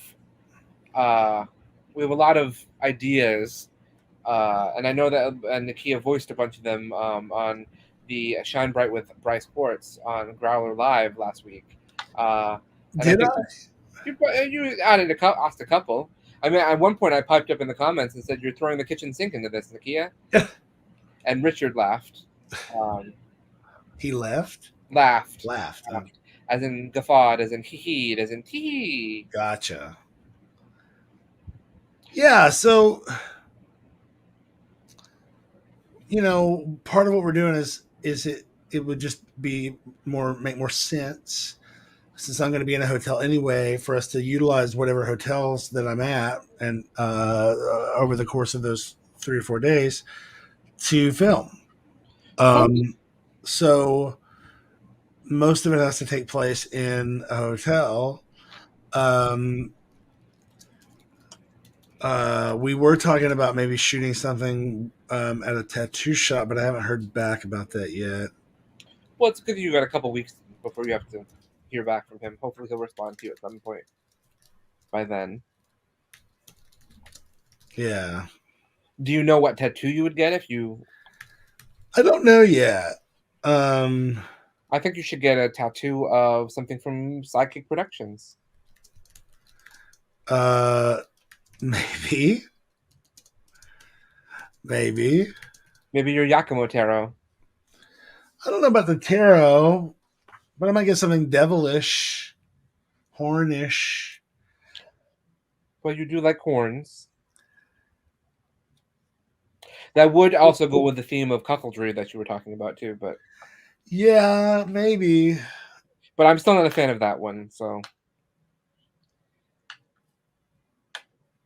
I'm kind of enjoying the version that I pitched to you with the going inside. That's what I really enjoy right now. That's what's going inside your head as you envision all the scenarios. That's what I'm in. That's what's resonating with me right now. Okay, so let me pull up this document. Where is that? Pages. I think it's pages. The song, everyone, that Nakia wrote is a song, and you played some of it, I think, last week maybe, or the week before.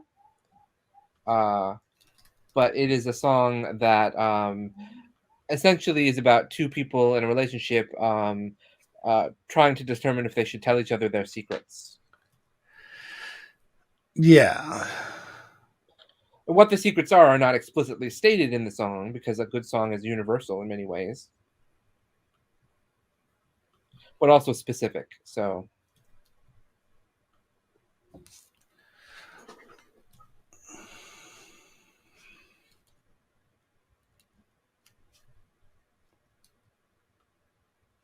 what is this? Oh, I see what this is. Okay.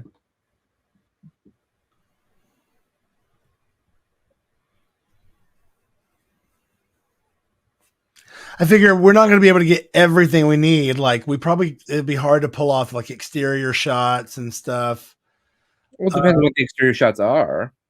Yeah, but I'm just saying we're probably going to have to use some inserts of stuff that we don't have. Plus, this song, I've been kind of thinking about it.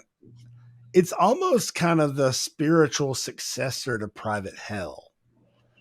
If you think about the style of the song and the tone of the song. Private Hell is about a guy who's been left, right? Yes, that's true. Yes. Here, let's pull that up. Private Hell? Yeah.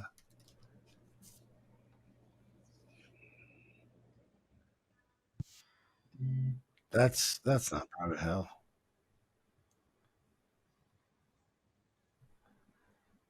What the hell? What the private hell? Here we go.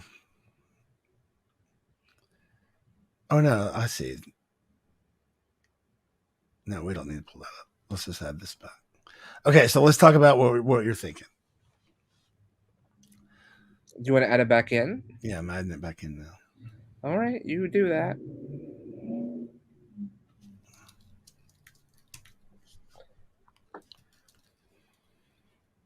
I'll help you.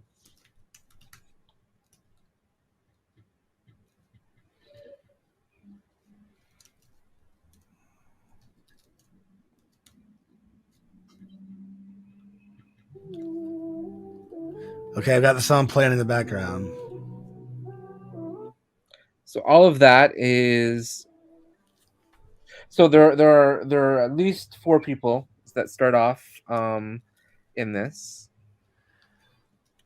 2 would be people who play partners. I suppose you'd be one of the partners because that would make sense. Okay.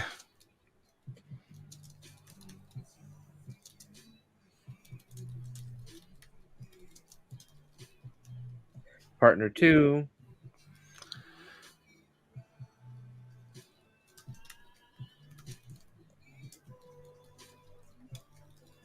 John 1 and John 2.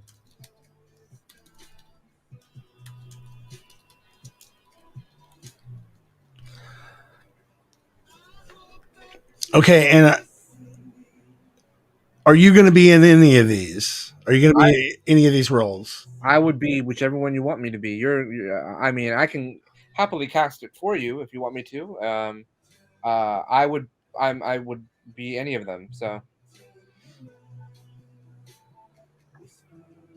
All right, I'll think on that. Okay, so that's cast stuff. So it would start with partner 1 and John 1 and partner 2 and John 2 in flagrante delicto. What? In flagrante delicto. Having sex. At the same time, both partners? Both partners with their Johns, yes. Separately. Yes, not in this. Not, this is not a four-way. This is two couples having sex. Just Okay.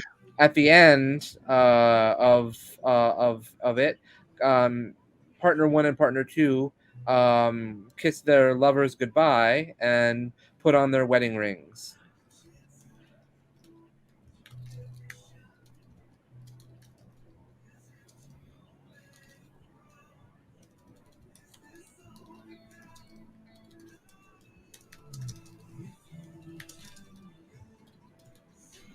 Okay.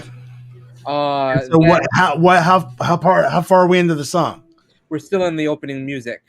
Okay. Then partner 1 and partner 2 reconnect in their home. I'm sorry, what?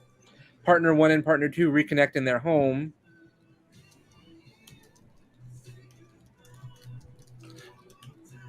And kiss a bit coldly.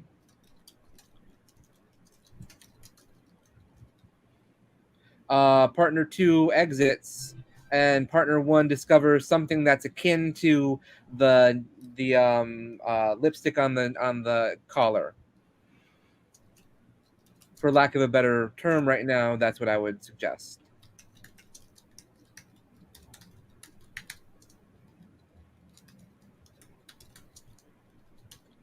Well, partner 1 discovers infidelity with partner 2. Because you're the one that discovers the infidelity.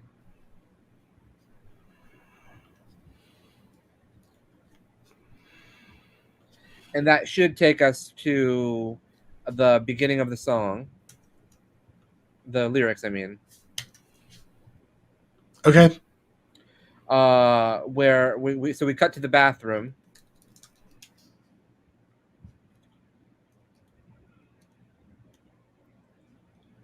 And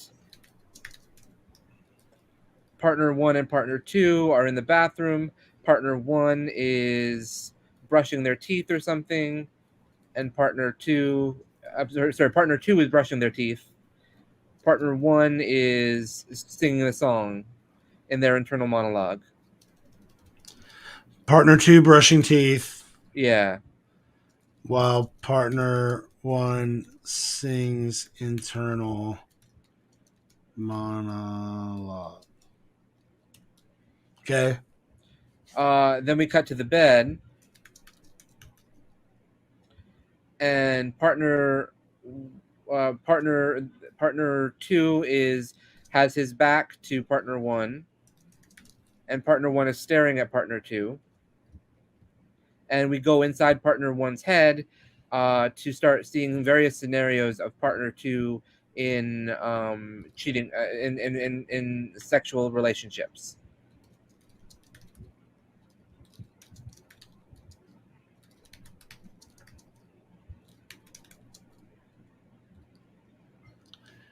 and that would take us through each time we keep zooming into your head, partner one's head, to see a new location. So the tattoo parlor where you're getting a tattoo and you're watching your partner making out with another tattoo artist or something, or you cut to another bathroom and you're watching partner two with somebody in the shower together.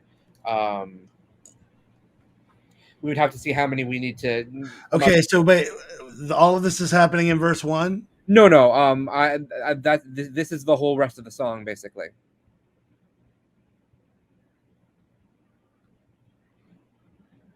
And then we get to the bridge, which is the loud, angry part you said. No, the courses are the pre-courses are the loud, angry parts. Here, let me pull up the. I mean, we can do this by time code if you want, and I can just play the song and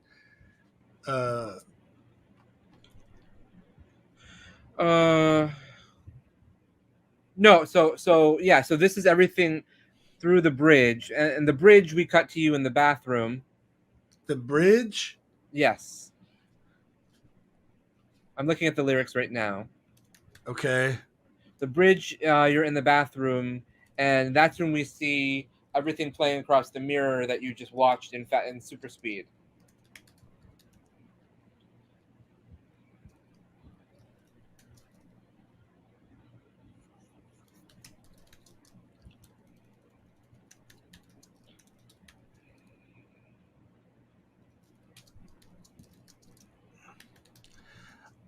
I'm not following.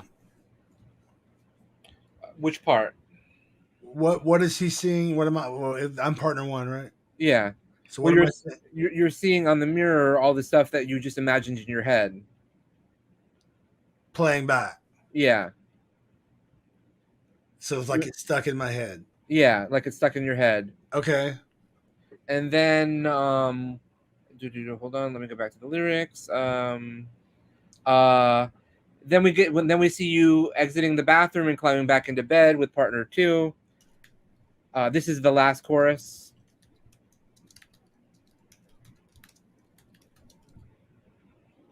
You're about to go on. When I exit is the last chorus, or it's about to be the last chorus? You're exiting on the last chorus and climbing into bed.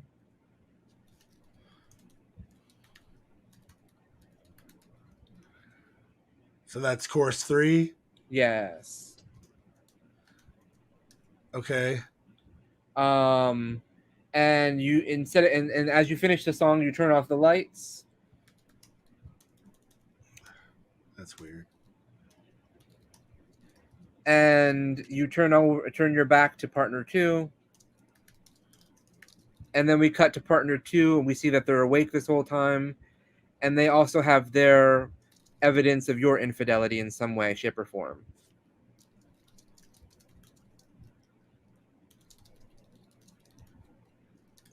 And the last thing we see is them, and we go into maybe we zoom into their head, but we don't actually see what we see when we zoom into their head. That's just how it ends: is us zooming into their head.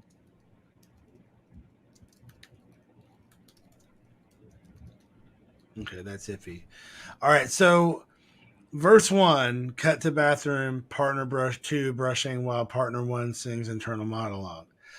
That's just verse 1, right? Yes. Okay, so then where is the pre-chorus? I've got something to say. I hope that you'll that's in the bed then. Cut to bed? Yeah, and that's when you're thinking of that's when you're about to say something, and that's right at the end. I got something to say is when we zoom into your head for the first time.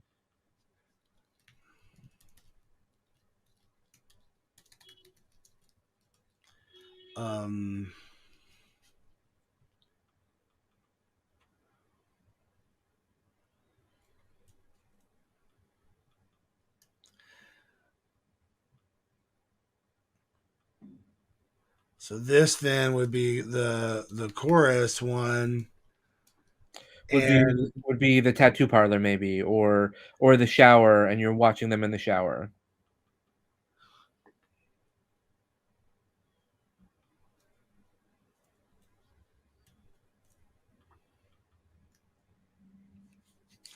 Okay, so then now we're on to verse 2. That could be you getting out of bed in frustration.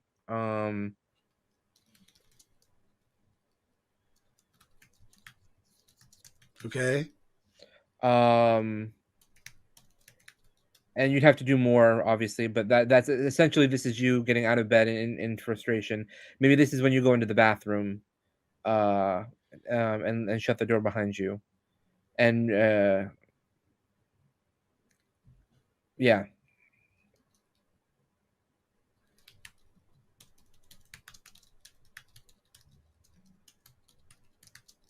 No, we don't scroll. We don't see. You just go into the bathroom. Like you're like, that's your destination. You can't be in bed at that moment. You're too frustrated. You're too upset. So you exit. You get out of bed and you go into the bathroom or something. Okay, so then we're going into pre-chorus 2. Yeah, and that's when we zoom into your head, and we see another partner 2 is doing something. Well, okay, so the chorus is up there is where you said you wanted to zoom into head. The pre-chorus is the cut to the bed if you look backwards there. Yes, I know. So now you're in the bathroom though, and now so your pre-chorus is you in the bathroom on the toilet or something. Not on the Right. toilet. So why don't we do this? Well, okay. What I was gonna say is to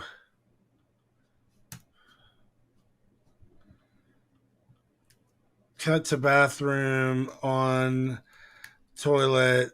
Like maybe I'm like scrolling on an app or jerking off or that's not no jerking off. I'm just taking a shit. No, you're just sitting there out of frustration. Okay. Well, I mean, you know, part of the situation that's got me to get out of bed is that I'm not getting it from my partner. You got out of bed because you're imagining them cheating on you. Right, but isn't this an opportunity for us to show me cheating? Well, you've already cheated. We've already seen you cheating. Right. So what I'm saying is this not another opportunity to show some kind of way of like, I don't know. I don't think so, because right now you're too obsessed with the fact that they're cheating on you.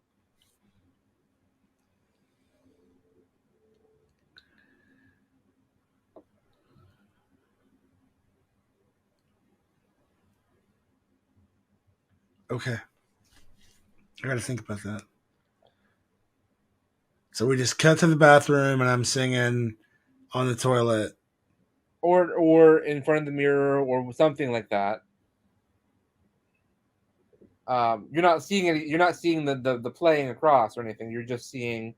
You're looking at yourself, and I got something to say, and then you zoom into your face again.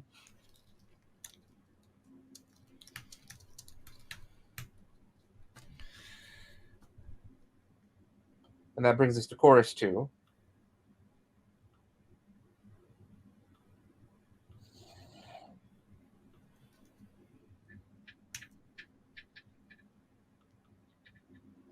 And this is where we see more partner 2 cheating. In your thoughts.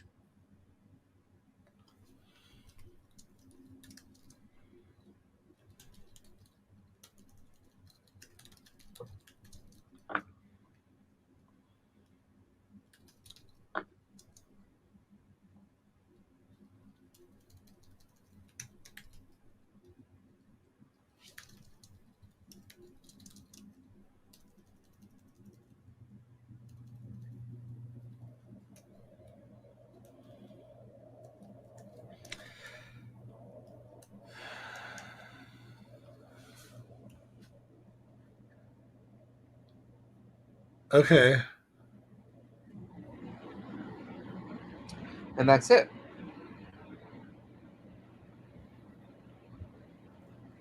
Okay. Well, I can take this and work with this. I think that's really good because what I want to do now basically is, you know,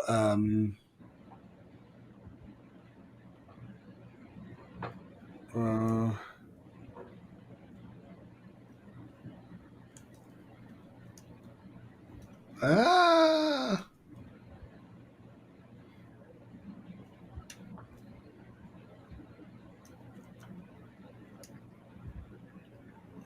is going on? Why is it doing? Oh, I see why.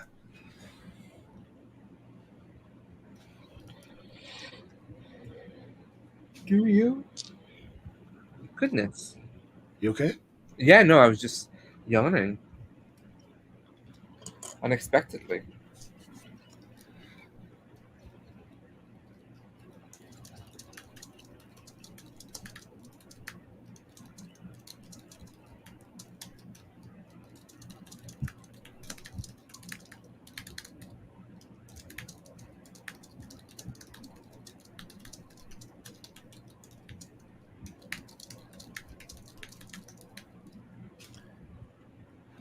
So what I want to do and then is go in here, and this will be a shot. This will be a shot, and then that has to translate over here.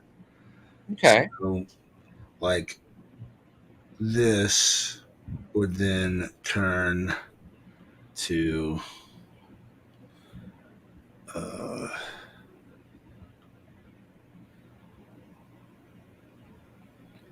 weird. Yeah. This really wouldn't be narration, it'd be direction.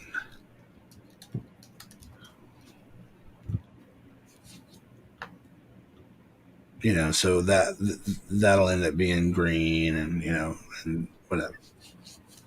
So if there's effects that need to be put in, whatever.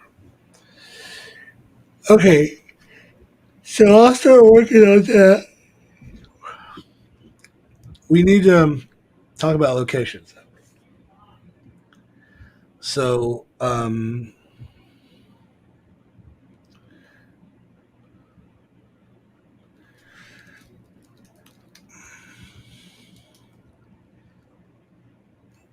we're thinking hotel room 1.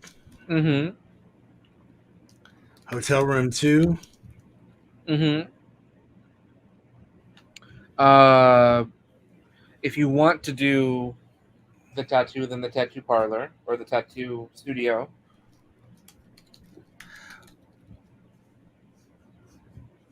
And then we need a place that we can use that would look like a home. So it could be a hotel room that has like a kitchenette area or something. Okay. And that's about it, I'd say, because we can use the hotel rooms for the various trysts. Right. And the bathrooms.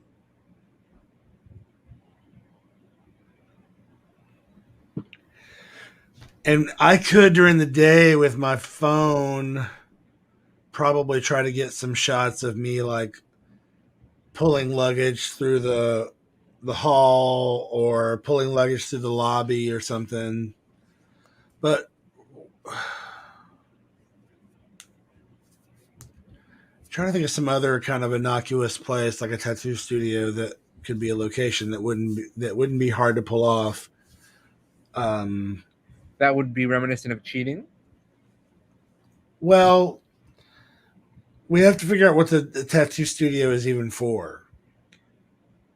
I just was thinking when I originally had the idea, this is when I was thinking that it was going to be a lot more abstract and more like losing my religion. Which we can also do. You know,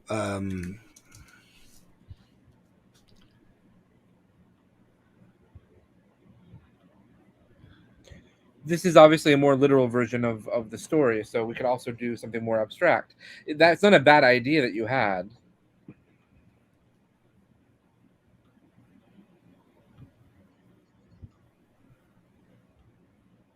I think it's just a good, healthy mixture of both these ideas. Okay. Yeah. I'm glad you feel comfortable and confident then. Yeah. Of course. And I was able to help guide you there. Of course. You're hardcore. That's what I am. I'm basically a heavy metalist. If you've got ideas about it, they'll let us know in the comments. We'll be talking about it. We need to book the hotels, so we should probably take the last little bit of time and not do that in public because I don't want people to know where I'm staying and on my business. So we will start to wind down and wrap things up here. We will be here next week with some special guests that we have not announced yet. No, we haven't. Should we announce them? Our stream stopped according to Lachu Bear. I wonder if it's because of all the videos you're playing. It stopped for a minute, he said. Maybe. Maybe. We had no music, though, so... Well, we have not announced next week's guest yet because we're waiting to hear back about next week's guest. Oh, I thought we had next week's guest already booked. Oh, it's weird. You're delayed for me. Okay. Now it's not. Now it's back. How strange. No, you were going to reach out to next week's guest. I thought that was 2 weeks from now. No, next week. Oh, no. Next week it's Tom Goss and Liz DeRoche. That's what I thought, yes. Yeah, so we already have that. Yes. All right, great. Well, we'll be back next week with Tom Goss and Liz DeRoche. And we still got 2 more episodes after that of this season before we take a break to edit this into a podcast. If you're interested in helping, be a part of this, hit us up. Yeah, like that. All right. Any last words? This week is Stuart Keycheck's birthday, everybody. So make sure you reach out on Thursday and wish him a happy. That's the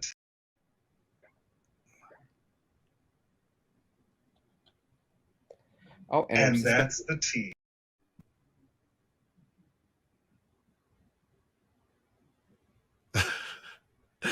What were you gonna say? Big Boy Project And says that's the tea. All right then. No, what does Big Bar Project say? That we were suspended for policy violations. He said. Oh, because we were playing the music, probably. I told you to mute them. Maybe it's just a video too. Maybe they have video. Oh no, you played a minute of Bruce Springsteen's. Well, but there was no audio. There was no song. It was still video, though. Yeah, maybe so. All right. Well, thanks everybody for being here. We will see you next time on SideKick Power Hour. It's been lovely this evening, and shout out to our special guest, of course, Monster Makeup. Yes, make sure you watch St. Drogo this Saturday on Popcorn Fest. Fright. Popcorn Fright Fest. Yeah, get into it. We will see you soon. Bye-bye. Bye.